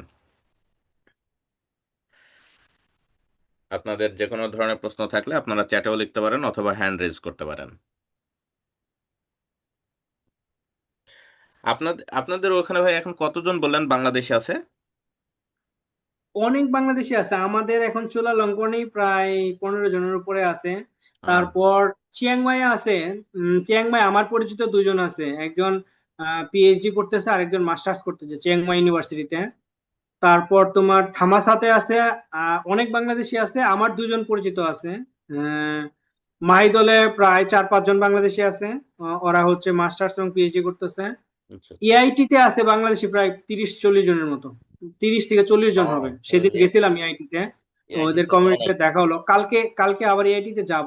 ওখানে অনেক বাংলাদেশি, মানে সব থেকে বেশি বাংলাদেশি পড়াশোনা করে ইআইটিতে। আচ্ছা আচ্ছা। আচ্ছা ভাই, তারপর বাকি। তোমার ইয়ে হ্যাঁ। ইয়েতেও আছে, তোমার এই যে কি বলে, ওই কিং সংক্লা সাউথ, ওইখানেও মানে কিছু বাংলাদেশি স্টুডেন্ট আছে, অনেকে হয়তো বা ব্যাচেলর করে ওইখানে। এবং কিং সংক্লা ইউনিভার্সিটিতে ফ্যাকাল্টিও আছে 2 জন বাংলাদেশি। আচ্ছা আচ্ছা ভাই, বাকিদের যদি প্রশ্ন না থাকে আমি একটু প্রশ্ন করি। সেটা হচ্ছে যে হ্যাঁ, হ্যাঁ। আমি আহ, যে কয়েক জায়গায় এখন পর্যন্ত ভিসার জন্য দেখছি, যেমন আমি যখন চায়নাতে আবেদন করি তখন ওদের দেখতাম যে ওদের পুলিশ ক্লিয়ারেন্স লাগতো। হুম, আবার হুম, আমি যখন আহ, বেলজিয়ামের জন্য আবেদন করছিলাম তখন দেখছিলাম হুম, যে ওদের পুলিশ ক্লিয়ারেন্সটা এবং সেই সাথে ডকুমেন্ট সার্টিফিকেট যেগুলো আছে এইগুলো হচ্ছে ইউনিভার্সিটি থেকে, এডুকেশন মিনিস্ট্রি থেকে, ফরেন মিনিস্ট্রি করে আবার হচ্ছে এম্বাসি থেকেও অ্যাটাস্টেড করাইতে হইতো। তো হুম। আবার আমেরিকার সময় আবার এইগুলো কিছু লাগে না। তো এই যে ডকুমেন্টসের যে ভিন্নতা, এরকম কোনো কিছু কি থাইল্যান্ডের জন্য আছে যেটা হচ্ছে স্পেশালি থাইল্যান্ডের জন্য লাগে? হ্যাঁ, তুমি খুবই গুরুত্বপূর্ণ একটা প্রশ্ন করছো। আমি তো এটা এড়াই গেছি, বা আমি আসলে ওইভাবে চিন্তা করি নাই। থাইল্যান্ডের ভিসার জন্য যেটা আসলে মানে খুব ক্রুশাল, সেটা হচ্ছে থাইল্যান্ডের যে ইউনিভার্সিটিতে অ্যাডমিশন হবে হুম সেই হুম সেই হুম। ইউনিভার্সিটি থেকে ওরা একটা ডকুমেন্ট দিবে। মানে ভিসার জন্য একটা বাংলাদেশ এম্বাসিকে মেনশন করে, মানে বাংলাদেশ এম্বাসি থাইল্যান্ডকে মেনশন করে এরা একটা লেটার ইস্যু করে, সাথে অ্যাডমিশন লেটার। আচ্ছা। অ্যাডমিশন লেটার এবং একটা বাংলাদেশ এম্বাসিকে মেনশন করে একটা লেটার ইস্যু করে। এই দুইটা পেপার হচ্ছে স্টুডেন্টকে ওরা মেইল করে দেয়, বা বাই মানে পোস্ট পোস্ট করে দেয়। মানে তুমি চাইলে পোস্টে নিতে পারবা, বাই পোস্টে নিতে পারবা, মানে মেইলে স্টুডেন্টের নিয়ে যায়। কাছে দেয়? হ্যাঁ, স্টুডেন্টের কাছে দিয়ে দেয়। আচ্ছা। তারপরে স্টুডেন্ট হচ্ছে নিজ দায়িত্বে হচ্ছে ওই যে থাই ভিসার যে পোর্টাল, ই ভিসার যে পোর্টাল, ই ভিসার পোর্টালে ঢুকে হচ্ছে অ্যাপ্লাই করবে। এবং অ্যাপ্লাই করার লাস্টের ডকুমেন্ট অ্যাটাচমেন্টে যে এই যে তোমার অ্যাডমিশন লেটার আর হচ্ছে বাংলাদেশ এম্বাসিকে মেনশন করে যে একটা লেটার, এই দুইটা লেটার অ্যাটাচ করবে। তারপর হচ্ছে তার যে মেজর যে সার্টিফিকেট গুলো আছে অনার্স লেভেলে বা মাস্টার্স লেভেলে, এইগুলো হচ্ছে তোমার ওই যে মিনিস্ট্রি থেকে এই করা লাগে, কি বলে, হুম। অ্যাপোস্টিল করা লাগে। এখন তো আচ্ছা। অ্যাপোস্টিল মিনিস্ট্রিতে হুম। যাওয়া লাগে না। আমাদের সময় আমরা হচ্ছে হার্ড কপিতে মানে সার্টিফিকেটের পিছনে হচ্ছে সিল দিয়ে দিছে আমাদেরকে। এখন তো হচ্ছে পোস্টিল চলে আসছে, মানে অনলাইনে ই করা যায়, এখন শতায়ন করা যায়। তো কিন্তু ওইটা ওটা কি এটা এম্বাসি থেকে করতে হয়? না, এম্বাসি থেকে না। মানে রুয়েট থেকে প্রথমে, তারপর হচ্ছে মানে থেকে শিক্ষা মন্ত্রণালয় থেকে, তারপর হচ্ছে ফরেন মিনিস্ট্রি, মানে তিনটা। এই পর্যন্ত? প্রথমে রুয়েট, হ্যাঁ মানে প্রথমে রুয়েট, তারপর হচ্ছে শিক্ষা মন্ত্রণালয়, তারপর হচ্ছে ফরেন মিনিস্ট্রি। আচ্ছা আচ্ছা আচ্ছা। মানে এটা খুব একটা হ্যাসেল না, আমি মনে করি যে অনেকে মনে করে যে এত কিছু কোনো ব্যাপার না। আমি নিজের হাতে করছি, আমি কোনো দালাল দিয়ে করি নাই, বা আমি কোনো কাউকে টাকা দিই নাই। প্রথমে রুয়েটে একদিন গেলাম, তোমার হচ্ছে রুয়েট কন্ট্রোলার অফিস থেকে করে আনলাম। তারপরে ঢাকায় যে তোমার হচ্ছে ওই যে সচিবালয়ের গেলাম। শিক্ষা মন্ত্রণালয় থেকে করে দিল, ওইখানে একটু লাইনে দাঁড়ালাম 1 ঘন্টার মতো। তারপর এখান থেকে চলে গেলাম তোমার কি বলে, ফরেন মিনিস্ট্রিতে। সব মিলে ওই একটা দিন, আর এখানে রুয়েটে একদিন লাগছে। আর কেউ যদি চায় অন্য লোক দিয়ে করাবে, সেক্ষেত্রে তো এটা অবশ্যই সুযোগ আছে। মানে ভিসার জন্য এই হচ্ছে জটিলতা, এতটুকুই জটিলতা। আচ্ছা। না, এটা এটা মনে হয় ইউরোপিয়ান দেশগুলোর জন্য মোটামুটি লাগেই। এখন এই ইউরোপ স্টাইল হয়ে বেশ সহজ হয়ে গেছে জিনিসটা, এটা খুব ভালো একটা বিষয়। আর একটা জিনিস ভাই, ভিসার কোনো সময় কি কোনো কিছুর অরিজিনাল ডকুমেন্ট লাগে পাসপোর্ট ছাড়া? মানে পাসপোর্ট যেটা লাগে যেটা না, ই ভিসা, পাসপোর্ট লাগে না তো। ও আচ্ছা আচ্ছা। আহ কোনো কিছুই লাগে না তোমার হচ্ছে। উম, এখন তো ই ভিসা তোমার হচ্ছে মেল, যে মেল অ্যাড্রেস দিয়ে তুমি আবেদন করবা, সেই মেল অ্যাড্রেসে তোমার কপি পাঠাই দিবে। আচ্ছা। পাসপোর্টে তো কোনো ই নাই, মানে সিল টিল নাই, কিছু নাই। ও কোনো স্টিকার বা কোনো কিছু এরকম না, কোনো জাতীয়? এখন কোনো স্টিকার ভিসা নাই, থাইল্যান্ডে কোনো স্টিকার ভিসা নাই, স্টিকার ভিসা নাই, নাই করে দিছে ওরা। মানে আচ্ছা তোমার কোনো হার্ড কপি কারো কাছে সাবমিটই করা লাগবে না। ঠিক আচ্ছা আছে। আচ্ছা তোমার যে অ্যাপ্লাই করবা, তোমার ডকুমেন্ট গুলো হচ্ছে স্ক্যান করে আপলোড করবা, তোমার ভিসা হয়ে যাবে। এবং ভিসা হওয়ার চান্স 100%, 100-এ 100, যদি তোমার ইউনিভার্সিটি যদি লেটার ইস্যু করে। বাদ আচ্ছা বাকি ডকুমেন্ট গুলো যদি ভুলও থাকে বা কোনো প্রবলেমও থাকে, ওইগুলো মেজর কোনো ইস্যু না। আচ্ছা। কথাটা বুঝতে বুঝতে পারলা? হুম হুম। মানে ইউনিভার্সিটি তোমাকে যদি অফার লেটার আর হচ্ছে এম্বাসিকে ইস্যু করে লেটারটা দেয়, আর তোমার অ্যাপ্লিকেশন করতে যে যদি দুই একটা ডকুমেন্ট এদিক সেদিক হয় বা ওইরকম স্ট্রং না হয় বা মিসিং হয়, এটা কোনো ব্যাপার না, তোমার ভিসা হয়ে যাবে, কারণ ইউনিভার্সিটি তোমাকে অফার করছে। আচ্ছা আচ্ছা।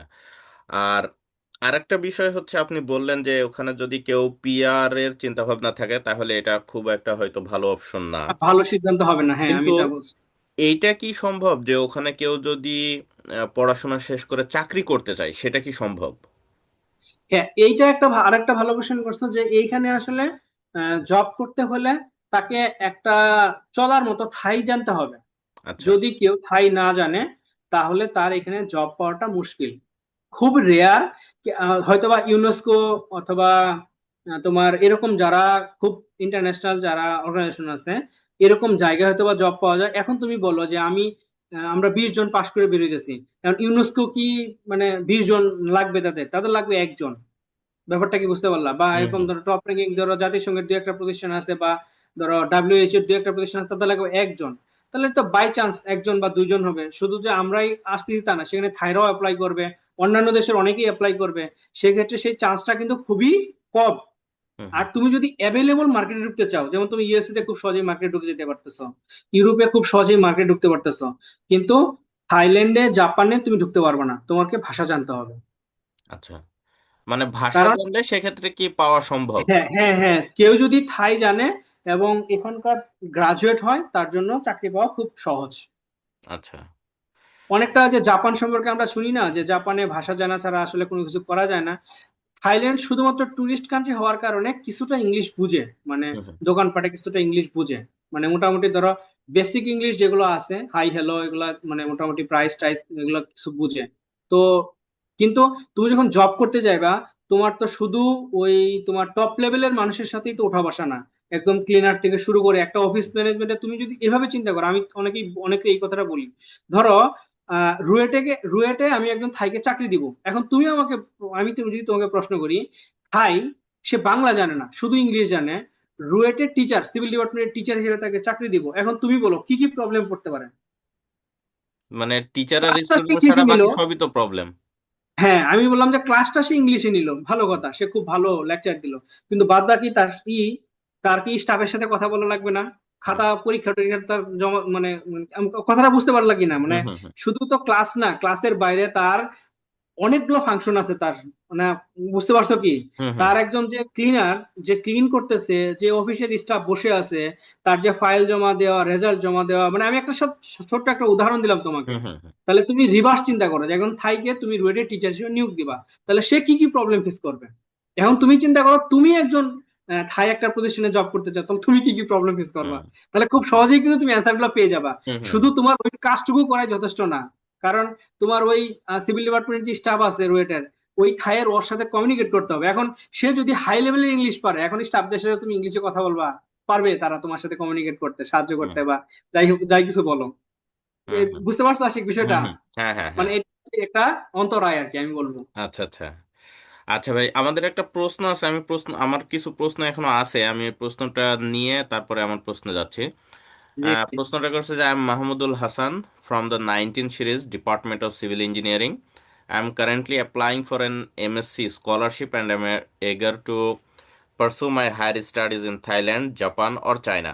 I took the IELTS examination last month and achieved an overall band score of 6.5. My current CGPA is 3.53. I would like to know whether it is necessary to contact a prospective supervisor in advance to improve my chances of receiving a scholarship. মানে ওনার যেটা প্রশ্ন করছে যে ওনার প্রফেসরদের সঙ্গে contact করাটা কি প্রয়োজন কিনা, বা এক্ষেত্রে নিয়মটা কেমন? এইখানে আমি যত অ্যাজ ফার অ্যাজ আমি যতটুকু জানি, এইখানে স্কলারশিপ গুলোতে, সেটা ম্যাক্সটি হোক বা হচ্ছে এই যে থাইল্যান্ডের আসিয়ান নন আসিয়ান বা কিং কুইন স্কলারশিপ হোক, এগুলোতে প্রফেসরের সাথে প্রি কমিউনিকেশন খুব একটা গুরুত্বপূর্ণ না। মানে ওই পোর্টালে ঢুকে, নির্দিষ্ট সময়ে পোর্টালে ঢুকে তোমার হচ্ছে অ্যাপ্লিকেশন প্যাকেজের যে ইগুলো থাকে, রিকোয়ারমেন্ট গুলো থাকে, তোমার হচ্ছে ব্যাচেলরের ট্রান্সক্রিপ্ট, ব্যাচেলরের সার্টিফিকেট, সিভি, আইএলটিএস এর স্কোর, এই কয়েকটা জিনিস আচ্ছা। পোর্টালে ঢুকে অ্যাপ্লিকেশন ফর্ম করতেছে। থাইল্যান্ডে কি, যেমন যদি আপনারটাই বলি, মানে আপনি যখন গেছিলেন তখন কি প্রফেসরের সঙ্গে যোগাযোগ করে গেছিলেন নাকি সরাসরি আবেদন করে? এইখানে যারা এখন আসতেছে, সেটা হচ্ছে তোমার, আমি সেটাই বলতেছি যে স্কলারশিপের বিষয়টা হচ্ছে পুরোটাই হচ্ছে সেন্ট্রাল অ্যাপ্লিকেশন, মানে প্রফেসরের কোনো কিছু না, এবং প্রফেসর তোমাকে রিপ্লাইও দিবে না। আচ্ছা। মানে এখানে প্রফেসরের সাথে যেমন ইউএসএ আমি মেল করতেছি, প্রফেসর রিপ্লাই দিচ্ছে বা প্রফেসর রিপ্লাই দিচ্ছে না, তাহলে রিপ্লাইয়ের উপর নির্ভর করতেছে আমার স্কলারশিপ হওয়া বা ফান্ডিং হওয়া। কিন্তু এখানে অনেক সময় হয় কি, যে যারা এখানে আসছে বা আমি যে আসছি, তুমি প্রফেসরকে মেল করবা, প্রফেসর মেল পাইছে, কিন্তু প্রফেসর তোমাকে রিপ্লাই দিবে না, কারণ এটা স্কলারশিপটা প্রফেসরের আন্ডারে না। হুম আমি যতটুকু আমি যে আসার পরে যে 3বার বা 4বার স্টুডেন্ট নিছে, সরাসরি প্রফেসর আমাদেরকে জিজ্ঞাসা করছে যে যে সমস্ত অ্যাপ্লিকেশন গুলো পায় প্রফেসররা, আহ, এগুলো অ্যাপ্লিকেশনের কোনো ভ্যালিডিটি নাই। আচ্ছা। সেন্ট্রাল যে ওদের যে মানে পোর্টাল, ওই পোর্টাল থেকে যে অ্যাপ্লিকেশন গুলো পায়, সেই অ্যাপ্লিকেশন গুলো নিয়ে ওরা হচ্ছে ডিপার্টমেন্টাল মিটিং এ বসে, ডিপার্টমেন্টাল মিটিং থেকে বেস্ট অ্যাপ্লিকেশন গুলো তারা পাঠায় হচ্ছে ডিন অফিসে, ডিন অফিস সেই অ্যাপ্লিকেশন গুলো থেকে তাদের কোটা অনুযায়ী পাঠায় হচ্ছে ভিসি অফিসে, এবং ভিসি অফিস এগুলা পরবর্তীতে হচ্ছে অ্যাপ্রুভাল করে। তো সেই ক্ষেত্রে 3টা ধাপে তোমার সিলেকশন হয়, এবং এখানে প্রফেসরের ব্যক্তিগত কোনো মানে অপিনিয়ন বা ইয়ের চান্স থাকে না, এবং কোনো প্রফেসর নিশ্চয়তা দিতে পারবে না যে হ্যাঁ আমি তোমাকে নিব বা আমি হুম তোমাকে হুম নিচ্ছি, এরকম কোনো নিশ্চয়তা নাই। কারণ আমার যে প্রসপেক্টিভ সুপারভাইজার ছিল, সে আমাকে নিজেই কথাটা বলছে যে যে অনেকেই হচ্ছে আমি আসার পরে অনেকে অ্যাপ্লাই করছে, মেইল করছে, মানে অ্যাপ্লাই করছে মানে মেইল করছে। সে আমাকে বলতেছে যে আমি তো আসলে কোনো এককভাবে নাই, মানে আমার তো আসলে কোনো মানে পাওয়ার নাই, হুম তুমি হুম। তাদেরকে বলো সেন্ট্রালি পোর্টালে অ্যাপ্লিকেশন সাবমিট করতে। আচ্ছা। সবগুলো অ্যাপ্লিকেশন ওরা হচ্ছে ডিপার্টমেন্ট মিটিং এ বসবে, এখান থেকে ওরা বাছাই করে মানে যেগুলো ওদের ক্রাইটেরিয়ার সাথে মিলবে বা মানে যেগুলোর হচ্ছে সিজিপিএ বা আইএলটিএস ভালো থাকবে, এরকম ওদের ওদের যতগুলো মানে হুম ধরো হুম হুম ডিপার্টমেন্টের হয়তো বা 10টা আছে, ওদের কোটা আছে, এই ম্যাক্সিমাম 10টাকে ওরা ডিন অফিসে পাঠাবে। ডিন অফিস হচ্ছে, ওই ডিন অফিসের আবার একটা ক্রাইটেরিয়া আছে, ধরো 5টা ডিপার্টমেন্ট নিলে একটা ডিন ফ্যাকাল্টি, তো ফ্যাকাল্টি হয়তো বা ধরো 30টা স্কলারশিপ দিবে। তো এখন এই 5টার 50টার মধ্যে তারা আবার 30টা করবে, সামারাইজ করবে, করে ওরা ভিসি অফিসে পাঠাবে, পরে ভিসি অফিস অ্যাপ্রুভাল করবে। সেই ক্ষেত্রে আমি বলবো, যদি নির্দিষ্ট করে কেউ থাইল্যান্ডে আসতে চায়, তাহলে আমি বলবো যে ও সেন্ট্রালি মানে পোর্টাল অ্যাপ্লিকেশন সাবমিট করুক। আর in the mean time mental স্যাটিসফ্যাকশনের জন্য প্রফেসরের ইগুলা দেখুক, মানে ওয়েবসাইটে দেখে যে কার সাথে তার আইডিয়া মিলে, রিসার্চ মিলে, তার হুম হুম গুগল স্কলারের যে পেপার গুলো পড়ো, তাকে একটু বলে রাখুক যে হ্যাঁ প্রফেসর আমি তো আপনার ফিল্ডে ইন্টারেস্টেড। তাহলে কি হবে, যখন সেন্ট্রাল মিটিংটা হবে, সে প্রফেসর যদি তার সিভিটা দেখে খুব ভালো, সে বলবে হ্যাঁ হ্যাঁ, তাহলে তার নামটা মনে হবে, হ্যাঁ শামীম তো আমাকে মেইল করছিল, দেখি তো এই শামীমের মিটা। মানে ও তো খুব বেশি মেইল পায় না, তুমি তো বুঝতেই পারতাছো যে এখানে হুম হুম। এরা তো আসলে অত বেশি মেইল পাওয়ার কথা না। একটা ইউএস এর প্রফেসর যেরকম মেইল পায় হাজার হাজার মেইল, এ তো মেইল পায় ধরো 10টা 20টা, তার তো নাম সব মুখস্থ থাকে। মানে আমি এটা পার্সোনালি এক্সপিরিয়েন্স করছি। হুম হুম। তো সেই ক্ষেত্রে সে একটা ভালো অ্যাডভান্টেজ পায়। আচ্ছা কিন্তু আমি বলবো সেন্ট্রাল অ্যাপ্লিকেশন বা পোর্টালের অ্যাপ্লিকেশনটাই হচ্ছে মেইন। আচ্ছা আচ্ছা। আমাদের প্রশ্ন ভাইয়ের উত্তরে আমি একটু যোগ করি যে উনি জাপান এবং চায়নার ব্যাপারেও জিজ্ঞেস করছে। আহ, এটা আমার মনে হয় যে আমাদের রুয়েট হায়ার স্টাডি গ্রুপে অলরেডি চায়না এবং জাপান নিয়ে সেশন করা হয়ে গেছে, এবং আমার মনে হয় যে আপনার এই প্রশ্নের উত্তর সেই সেশনেও দেওয়া হয়েছে। আমাকে আরেকটা ভাই মাঝখানে পরামর্শ দিছিলেন যে ভাই ফেসবুকে একটানা এতক্ষণ ভিডিও দেখাটা কষ্টকর হয়ে যায়, তো এটা কোনোভাবে ইউটিউবে পোস্ট করা যায় কিনা। তো আমি এইটা আসলে এখনো চিন্তা ভাবনা করি নাই, তবে আমার সেশনগুলো যেহেতু আমাদের রেকর্ডিং করা আছে, এটা পরবর্তীতে যদি কোনো কিছু করা হয় সেটা আমি জানাই দিব, কিন্তু এখন পর্যন্ত আমাদের রুয়েট হায়ার স্টাডি গ্রুপে জাপান এবং চায়না নিয়ে সেশনটা রেকর্ডিং করা আছে, আপনি সেখান থেকে দেখতে পারেন।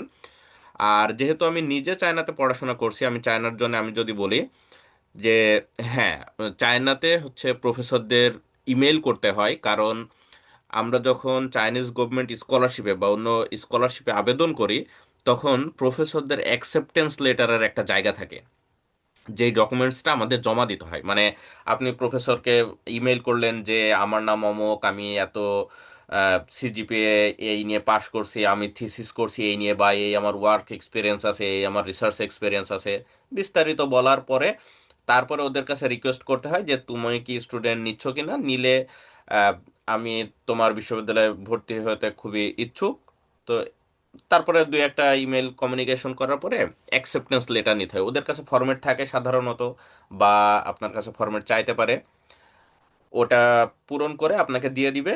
এবং যখন ভর্তির আবেদন করতে হয় স্কলারশিপের জন্য বা হচ্ছে ইউনিভার্সিটিতে, তখন ওই অ্যাকসেপ্টেন্স লেটারের একটা জায়গা থাকে, ওইটা দিলে তখন সুযোগ পাওয়ার সম্ভাবনাটা আরও বেশি হয় সাধারণ যারা আবেদন করে। এরপরও আসলে একেবারে যে অ্যাকসেপ্টেন্স লেটার ছাড়া আবেদন করা যায় না ব্যাপারটা এমন না, তবে ওটার একটা জায়গা আছে আর কি, যেটা দিতে পারলে ভালো। আর জাপানেরটা তো ওই যে সেশন থেকে আপনি দেখে নিতে পারেন। আচ্ছা ভাই, আমি আর একটা প্রশ্ন হচ্ছে আপনাকে করবো, সেটা হচ্ছে যে ওখানে যদি কেউ ফ্যামিলি নিয়ে যেতে চায়, এবং যদি ফ্যামিলি বলতে যদি আবার বাচ্চা কাচ্চাও থাকে, তো সেই হম হম ক্ষেত্রে হম। তাদের পড়াশোনার ব্যাপারটা বা ফ্যামিলি খরচের ব্যাপারটা এইটা কেমন? যেমন একদম আমি তো আমার হচ্ছে ওয়াইফ এবং বাচ্চা নিয়ে আসছি। হুম তোমার এখানে ফ্যামিলি নিয়ে আসা খুব ইজি। তোমার হচ্ছে ওই ভার্সিটিতে যখন একটা আবেদন করতে হয় যে আমি হচ্ছে আমার নিয়ে আসতে চাই, আমার ডিপেন্ডেন্ট নিয়ে আসতে চাই, তো ভার্সিটি একটা লেটার ইস্যু করে। ওই লেটার দিয়ে তোমার হচ্ছে ওই যে থাই ভিসার যে পোর্টাল, ওদের গভর্নমেন্ট পোর্টাল, ওইখানে অ্যাপ্লাই করতে হয়। অ্যাপ্লাই করলে ওরা হচ্ছে ই ভিসা দিয়ে দেয়। বাস, ই ভিসা হয়ে গেল, তুমি হচ্ছে ফ্যামিলিকে নিয়ে আসতে পারবা। সেই ক্ষেত্রে ফ্যামিলি নিয়ে আসার কস্টিং তোমাদের মতো না। শুধু ভিসা কস্ট লাগে ধরো পার পার্সন ধরো 10,000 টাকা। থাইল্যান্ডের ভিসা কস্ট যেটা মানে ই সহ সার্ভিস চার্জ সহ সবকিছু সহ 10,000 টাকার মতো এখন। আর হচ্ছে তোমার পার পার্সন তোমার 60,000 টাকা দেখাইতে হয় ব্যাংক ব্যালেন্স। আচ্ছা।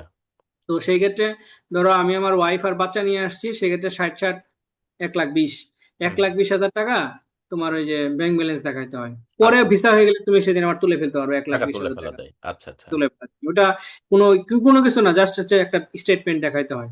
তো এই হচ্ছে তোমার খরচ আর কি ফ্যামিলি নিয়ে আসার। আর নর্মালি যারা আসে তাদের তো আর অত বেশি হচ্ছে 2 3 রুমের ফ্ল্যাট বাসা নেওয়ার দরকার হয় না। নর্মালি ছোট বাচ্চা থাকে বা ওয়াইফ থাকে, সেই ক্ষেত্রে আমরা যে এরকম স্টুডিও অ্যাপার্টমেন্টে থাকি সেই স্টুডিও অ্যাপার্টমেন্টে হয়ে যায়। তার মানে আমি যে অ্যাপার্টমেন্টে থাকি সেই অ্যাপার্টমেন্টেই ওরা থাকতে পারবে। হুম হুম। আমার কোনো এক্সট্রা কোনো আসলে মানে যে হোম রেন্টের বিষয় সেটা নাই। আ- আচ্ছা। আর একটা বিষয় হচ্ছে একলা থাকলে খাওয়ার যে খরচটা সেটা বেশি। আমার কাছে যেটা মনে হয় হুম হুম হুম।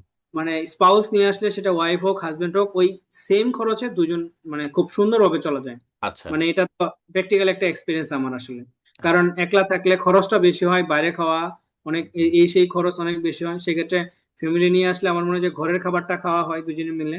হুম সেই হুম। ক্ষেত্রে আমার মনে হয় যে একটা ব্লেসিংসও আসলে আসলে রহমতও আছে, আল্লাহর একটা রহমতও আছে। এই হচ্ছে তোমার প্রশ্নের উত্তর আর কি। আচ্ছা, আর এই যে বাচ্চার পড়াশোনার ব্যাপারটা কেমন, যদি? ইংলিশ মিডিয়ামে পড়াইতে হবে, তবে ইংলিশ মিডিয়ামে পড়াশোনার খরচ একটু বেশি। হুম হুম। তো সেটা কি ছাত্র অবস্থায় কেউ যদি যেতে চায় সেটা কি সম্ভব হয়? হ্যাঁ, কেন সম্ভব হবে না? এখানে তোমার ইংলিশ মিডিয়াম স্কুলগুলো আছে। তুমি হচ্ছে ইংলিশ মিডিয়াম স্কুলগুলোতে তুমি এনি টাইম ভর্তি করতে পারবা।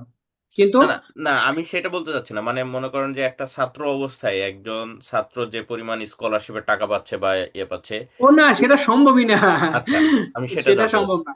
না, হ্যাঁ, মানে সেটা এটা সম্ভব না। আমি চায়নাতেও দেখছি এরকম যে ছাত্র অবস্থায় কেউ যদি তার বাচ্চা কাচ্চাকে যদি ইংলিশ না, মিডিয়ামে ভর্তি করা থাইল্যান্ডে যায়, এটা তুমি আসলে ধরো আমি সম্ভব না। যেমন ধরো আমি আমি তোমাকে বলি, তুমি মানে একদম মানে ইয়েটা বলি, যেমন ধরো তুমি খুব সহজেই তোমার ওয়াইফ এবং বাচ্চাকে নিয়ে আসতে পারতেছো, কোনো হুম। সমস্যা নেই। কিন্তু যখনই তুমি হচ্ছে তোমার বাচ্চাকে যখন পড়াইতে যাবা, স্কুলে ভর্তি করতে যাবা, তুমি নিশ্চয়ই এদের যে থাই যে স্কুলগুলো আছে মানে গভর্নমেন্ট স্কুল আছে, গভর্নমেন্ট স্কুলে দিতে পারবে না। যদি দিতে চাও তাহলে তোমার বাচ্চাকে থাই জানতে হবে, থাই শেখাইতে হবে। আচ্ছা। ব্যাপারটা কি বুঝতে পারলা? হুম হুম। যদি তোমার বাচ্চা থাই জানে, থাই পারে, সেই ক্ষেত্রে তোমার পড়াশোনার খরচ কম, সরকারি ফ্রি। আচ্ছা আচ্ছা। কিন্তু এখন তোমার বাচ্চা তো আমার বাচ্চা তো আর থাই পারবে না, ওরা তো থাই ছোটবেলা থেকে শিখে নাই, এখন তো ইংলিশ মিডিয়ামে ভর্তি করতে হবে। কিন্তু ইংলিশ মিডিয়ামের খরচ বাংলাদেশের থেকেও বেশি। সেই ক্ষেত্রে তোমার এই যে যে স্কলারশিপের টাকা দিচ্ছে ওই স্কলারশিপ টাকা ওর 1 মাসের বেতনই। কথা কি আচ্ছা। বুঝতে পারলা? হুম হুম সেই হুম। ক্ষেত্রে সম্ভব না আসলে সেটা। হুম। আচ্ছা, না আমি চায়নাতে যেটা দেখছি, চায়নাতেও ব্যাপারটা এরকমই, যে ওদের ইংলিশ মিডিয়ামের খরচটা আসলে প্রচুর। এবং অনেক আরো বেশি। একটা ব্যাপার কি, ওখানে যারা ওই ইংলিশ মিডিয়াম মানে প্রাইমারি স্কুলও না, নার্সারি লেভেলের যারা যেসব স্কুলগুলো আছে, ওইসব হুম। স্কুলের যারা ইংলিশ মিডিয়াম স্কুলের যারা টিচার, এরা এরা তো সাধারণত আপনার ওই যে আমেরিকা থেকে অস্ট্রেলিয়া থেকে মানে সাদা চামড়ার মানুষ নিয়ে যায় আর কি। হ্যাঁ। তো এদেরকে যে পরিমাণ বেতন দেয়, মানে কিছুদিন আগে একটা রিল দেখলাম যে ওই ইংলিশ মিডিয়াম স্কুলরা 1 মাস বেতন পাওয়ার পর মনে হয় যে পৃথিবীর দাম কত রে। মানে ব্যাপারটা এরকম, একেবারে লিটারালি এরকম, যে এত পরিমাণ বেতন দেয় যে মনে হয় যে পৃথিবীর দাম কত সেটা অন্য জিনিসের দাম বাদ দে, হ্যাঁ, যে আচ্ছা। পৃথিবী কিনে নিব। হ্যাঁ, উম, কারণ ওদের এখন ওদের এখন ওদের হচ্ছে বাড়ি ওদের বাড়ি হচ্ছে স্কুল থেকে দেয়। ওদের প্রতি বছরে হচ্ছে 6,000 RMB, মানে যাওয়া আসা ফ্লাইট ওদের হচ্ছে দিয়ে দিবে। সপ্তাহে 2 দিন ছুটি। ওদের বাড়ি, ইলেকট্রিসিটি সব হচ্ছে এর। এবং হুম, মাসে যেটা বেতন দেয় দেখা যায় 25,000 থেকে 30,000 RMB। তোমার বাংলাদেশি টাকা প্রায় আশিক, 6-7 লাখ টাকা, তারও বেশি। আমার আমার আমার একটা পরামর্শ হচ্ছে যে স্কলারশিপ যে টাকাটা স্কলারশিপের যে টাকাটা পাওয়া যায় সেই টাকাটা ওই দেশের আর্থসামাজিক অবস্থা বিবেচনা করে একজন স্টুডেন্ট স্বচ্ছন্দে চলতে পারে থেকে খেয়ে মানে চলাচল করতে পারে, বাসা ভাড়া, তাদের ফুড কস্ট সবকিছু হিসাব করে ওরা একটা কিন্তু একটা প্যাকেজ ঘোষণা করে আসলে। মানে হুম। তোমাকে এমন না যে তোমার ধরো থাইল্যান্ডে তোমার থাকতে খাইতে টাকা লাগবে হচ্ছে 10,000 12,000 টাকা, তোমাকে দিয়ে রাখবে হচ্ছে 70,000 টাকা, এরকম কিন্তু বিষয়টা হবে না। আচ্ছা। মানে ওরা কিন্তু একটা হিসাব নিকাশ করেই মানে কত টাকা থাকতে বা খাইতে কত টাকা লাগবে একটা স্টুডেন্টের, ওরা কিন্তু এক্সিস্টিং মানে বিচার বিবেচনা করেই ওই টাকার অ্যামাউন্টটা দেয়। সেই আচ্ছা। ক্ষেত্রে স্পাউস বা বাচ্চা নিয়ে আসলে ওই টাকার মধ্যে হয়ে যায়, মানে সবারই হয়ে যাচ্ছে, কিন্তু এক্সট্রা কোনো কিছু করার সুযোগ থাকে না। যদি আচ্ছা। আচ্ছা। করতে হয় সেই ক্ষেত্রে তোমাকে মানে সেলফ ফাইন্যান্সে করতে হবে। আচ্ছা। আর একটা বিষয় হচ্ছে তোমার আমি অবশ্য মাঝখানে বলতে ভুলে গেছিলাম, এখন বলি যেহেতু বললা। অনেকেই চিন্তা করবে যে আমি হচ্ছে পার্ট টাইম জব করব। থাইল্যান্ডে কোনো পার্ট টাইম জব নাই ইন্টারন্যাশনালদের জন্য। আচ্ছা, এটা একটা ভালো এবং ভালো তথ্য, আমি আসলে জিজ্ঞেস করতে যাচ্ছিলাম। কোনো পার্ট টাইম জব নাই, মানে তুমি যে বলবা যে আমি হচ্ছে স্টুডেন্টের মানে বাইরে পার্ট টাইম জব করব, ইভেন নর্মাল যে শপিং শপিং মল আছে, সেলসম্যান জব বা এই ধরনের জব আছে, এগুলো করতে পারো না। কারণ ওদের ধরো আমরা বাংলাদেশে যে একটা রেস্টুরেন্টে খাই, কেএফসি তে খাই, আমাদের ইগুলা ভাউচার গুলা কিসে আসে? ইংলিশে। হুম। এদের যে ভাউচার গুলো থাইয়ে আসে।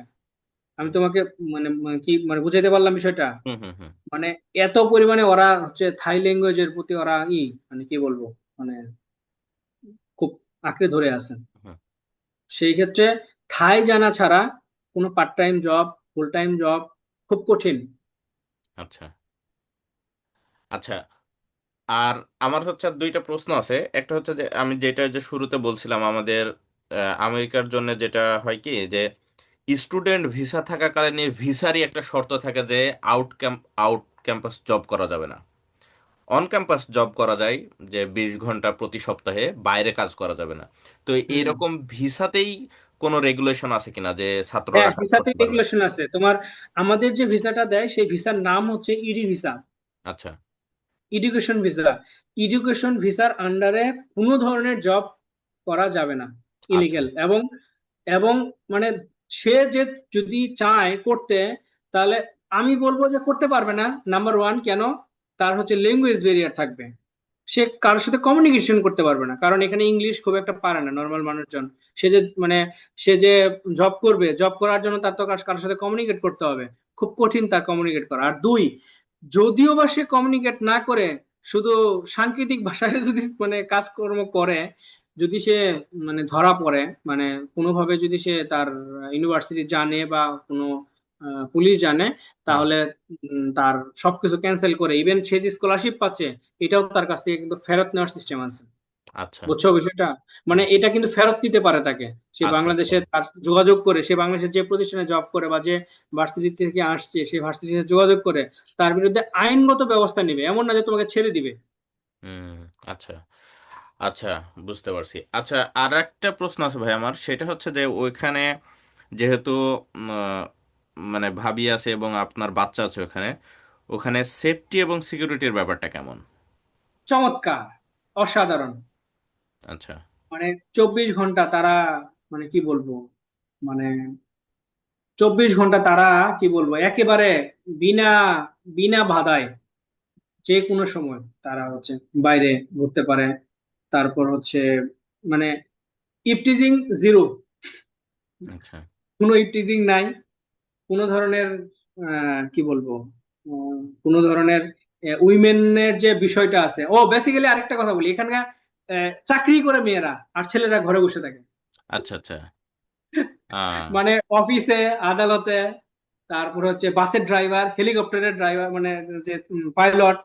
হুম। তুমি হুম। এখানে যে বাস ড্রাইভার গুলো আছে 70% মেয়ে, কালে ভদ্রে দুই একজন ছেলে পাবা। মানে যে আচ্ছা। আচ্ছা। বাসগুলো রাস্তায় চলতেছে, বিটিএস এর ড্রাইভার, হুম। মানে হুম। হুম। মেট্রো ড্রাইভার, আচ্ছা। আচ্ছা। মানে হুম। সব মেয়ে। কালে ভদ্রে দুই একজন ছেলে পাবা। আচ্ছা। আচ্ছা। মানে ঠিক। মেয়েরা জব করে আর ছেলেরা বসে বসে খায় আর কি। আচ্ছা। আচ্ছা, তাহলে তো ভালো। আচ্ছা। আচ্ছা ভাই, আমার মোটামুটি এই প্রশ্নগুলোই ছিল। আর আমাদের দর্শকদের মনে হয় না আর কোনো প্রশ্ন আছে। আমরা মনে হয় শেষ করে দিতে পারি। হ্যাঁ, শেষ করে দাও হ্যাঁ। ইনশাল্লাহ। আচ্ছা। তো যদি কারো মানে যদি হ্যাঁ। কারো যোগাযোগ করার দরকার হয়, হ্যাঁ হ্যাঁ, আমি সেই এটা ক্ষেত্রে, জিজ্ঞেস। হ্যাঁ যদি কারো যোগাযোগ করার দরকার হয় সেই ক্ষেত্রে আমি বলবো যে এই যে আমার নাম আছে এখানে স্ক্রিনে দেখা যাচ্ছে, এমডি সানাউল্লাহ শামীম, এইটা জাস্ট গুগল ক্রোমে লিখলে আমার লিঙ্কডইন আইডি, ফেসবুক আইডি, তারপর অন্যান্য যে সমস্ত সোশ্যাল লিঙ্ক আছে সব চলে আসবে। মানে আচ্ছা। নর্মালি এটাই হয়। মানে কেউ যদি কারো ফুল নেম জানে, ফুল নেম অফিসিয়াল নেম লিখে সার্চ দিলে গুগলে তার লিঙ্কডইন আইডি অ্যাটলিস্ট পাওয়া যায়, হুম লিঙ্কডইন হুম। তারপর হচ্ছে অন্যান্য যে আইডি গুলো আছে, কোনো একটা আইডিতে রিচ করে নক দিলেই হবে যে আমি ভাই আচ্ছা। রোটিয়ান মুভ ব্যাচ, হুম আমার হুম। এই হেল্প লাগতো, তাহলে আমি সরাসরি ফোন দিয়ে তার সাথে কথা বলবো। আচ্ছা আচ্ছা। হ্যাঁ। এছাড়াও আমি বলবো, এছাড়াও আমি বলবো যে আমাদের রুয়েটের এখানে সিভিলের অনেকেই আছে দেখতেছি, দুই কয়েকজন আছে আমাদের সিভিলের, মোহামিনুল ইসলাম জীবন স্যার আছে 14 ব্যাচের, তারপর সোহেল রানা স্যার আছেন 15 ব্যাচের, ওনারা চুয়াডাঙ্গা ইউনিভার্সিটিতে আছে। তারপর 11 ব্যাচের আরেকজন আছে আসাদুল ইসলাম, বিসিএম এর অ্যাসিস্ট্যান্ট প্রফেসর। তো ওনাদের তো লিংক, নাম, আইডি, তারপর ইমেল অ্যাড্রেস তো রুয়েটের ওয়েবসাইটে আছে। তো যদি কোনো আমাদের রুয়েটিয়ান ভাই বোন যদি কারো রিচ করার প্রয়োজন হয়, ওইখান থেকে আমাদের রুয়েটের ওয়েবসাইট থেকে দেখে তাদেরকে মেল করতে পারে যে স্যার আচ্ছা আমি অমুক, আমি আপনার সাথে একটু কথা বলতে চাই, তাহলে আমার মনে হয় সবাই হেল্পফুল, সবাই রেসপন্স করবে। আচ্ছা। আচ্ছা আচ্ছা। হ্যাঁ, আমি আমি এটা হচ্ছে আপনাকে জিজ্ঞেস করতাম ওইটা শেষে। আর এছাড়াও আমাদের যারা দর্শক যারা শুনবেন বা যারা এখন বর্তমানে শুনতেছেন, আপনাদের কাছে আমি এটা সাধারণত একটা অনুরোধ করি যে আপনারা যখন কারোর সঙ্গে যোগাযোগ করবেন, চেষ্টা করবেন যে প্রথম মেসেজে যদি কিছুটা আপনার প্রশ্ন সম্পর্কে এবং আপনার সম্পর্কে বলে দেওয়া যায়, তাহলে আমার মনে হয় যে কথা বলতে সুবিধা হয়। আর আরো একটা বিষয় হচ্ছে, যদি আপনারা কেউ ফোন দিতে চান, এটাও একটু খেয়াল রাখেন, যেহেতু আমাদের সময়ের পার্থক্য আছে। আসলে কোথায় সময়টা কখন, এই বিষয়টা একটু খেয়াল রাখেন। যেমন কেউ যদি আমার সাথে কথা বলতে চায়, দেখা যায় যে যে কেউ যদি দুপুরে ফোন দেয়, আমার এখানে রাত 3টা। হ্যাঁ। তো এটা আসলে যদি একটু স্মরণ থাকে তাহলে দেখার জন্য অনুরোধ করব যে আপনারা যাকেই ফোন দিতে চান, বা তাকে একটা মেসেজ দিয়ে সময়টা নিয়ে তারপরে কথা বলাটাই আমার কাছে ভালো মনে হয়। তো আমরা আর বেশিক্ষণ সময় নিব না। আহ, আমাদের আবারও স্বামী ভাইকে অনেক ধন্যবাদ যে আমাদের কিছু সময় উপহার দেওয়ার জন্যে। এটা আমাদের কাছে উপহারই আসলে। আর আমি আরো একটা আমন্ত্রণ জানাই সাধারণত, যে আগামী আমাদের যে সেশনটা হবে সেই সেশনের, আমাদের আগামী সপ্তাহে ইরাসমাস মুন্ডুস স্কলারশিপ নিয়ে একটা সেশন ছিল, কিন্তু খুব সম্ভবত সেশনটা আমাদের পোস্টপোন করতে হবে। আমি এখনো হাসিবের সাথে কথা বলিনি, মানে হাসিব আমাদের জুনিয়র, মানে যে স্পিকার ছিল আর কি। ওর সাথে আমি কথা বলবো, কারণ ওর ওই দিন ফ্লাইট আছে। তো বললো যে ভাই আমি তার আগে মানে ওই সপ্তাহে আহ, ওর জন্য আসলে মানে ওইটা ম্যানেজ করা সম্ভব হবে না, এবং সেই সাথে আসলে আমার নিজেরও একটা দাওয়াত আছে। তো আমাকে আসলে সেখানে চলে যাইতে হবে, শনিবারে চলে যাইতে হবে, আসবো হয়তো রবিবারে। তো সেই কারণে আগামী সপ্তাহের সেশনটা আমরা পরবর্তীতে আমি সময় তারিখ আবারও আপনাদের জানাই দিব। কিন্তু এর পরবর্তী যে সেশনটা আছে আমাদের এখনো পর্যন্ত, সেই সেশনে কোনো পরিবর্তন নাই। আপনারা একটু লাইনে থাকেন, আমি একটু দেখি যে রেড হায়ার স্টাডি গ্রুপে যদি যাই, এবং আরো কিছু সেশন আমাদের অ্যাড হবে।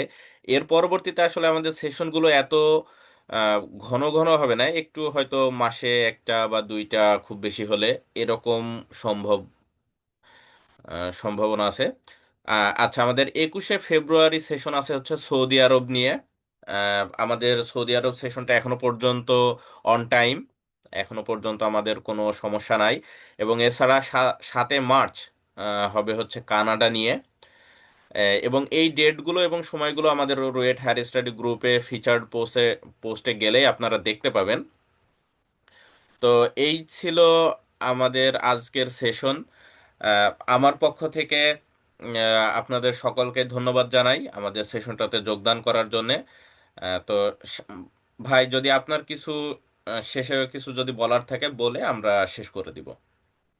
আমার ই হচ্ছে সর্বশেষ কথা হচ্ছে যদি কেউ থাইল্যান্ডে পড়াশোনা করতে চায়, তো আমি তো বললাম আমি আছি, এবং আহ, আমাদের বেশ কিছু গ্রুপও আছে, যেমন আহ, Bangladeshi student professional in Thailand. ফেসবুকে আসলে একটু লিখে সার্চ দিলে অনেক গ্রুপ পাওয়া যায়।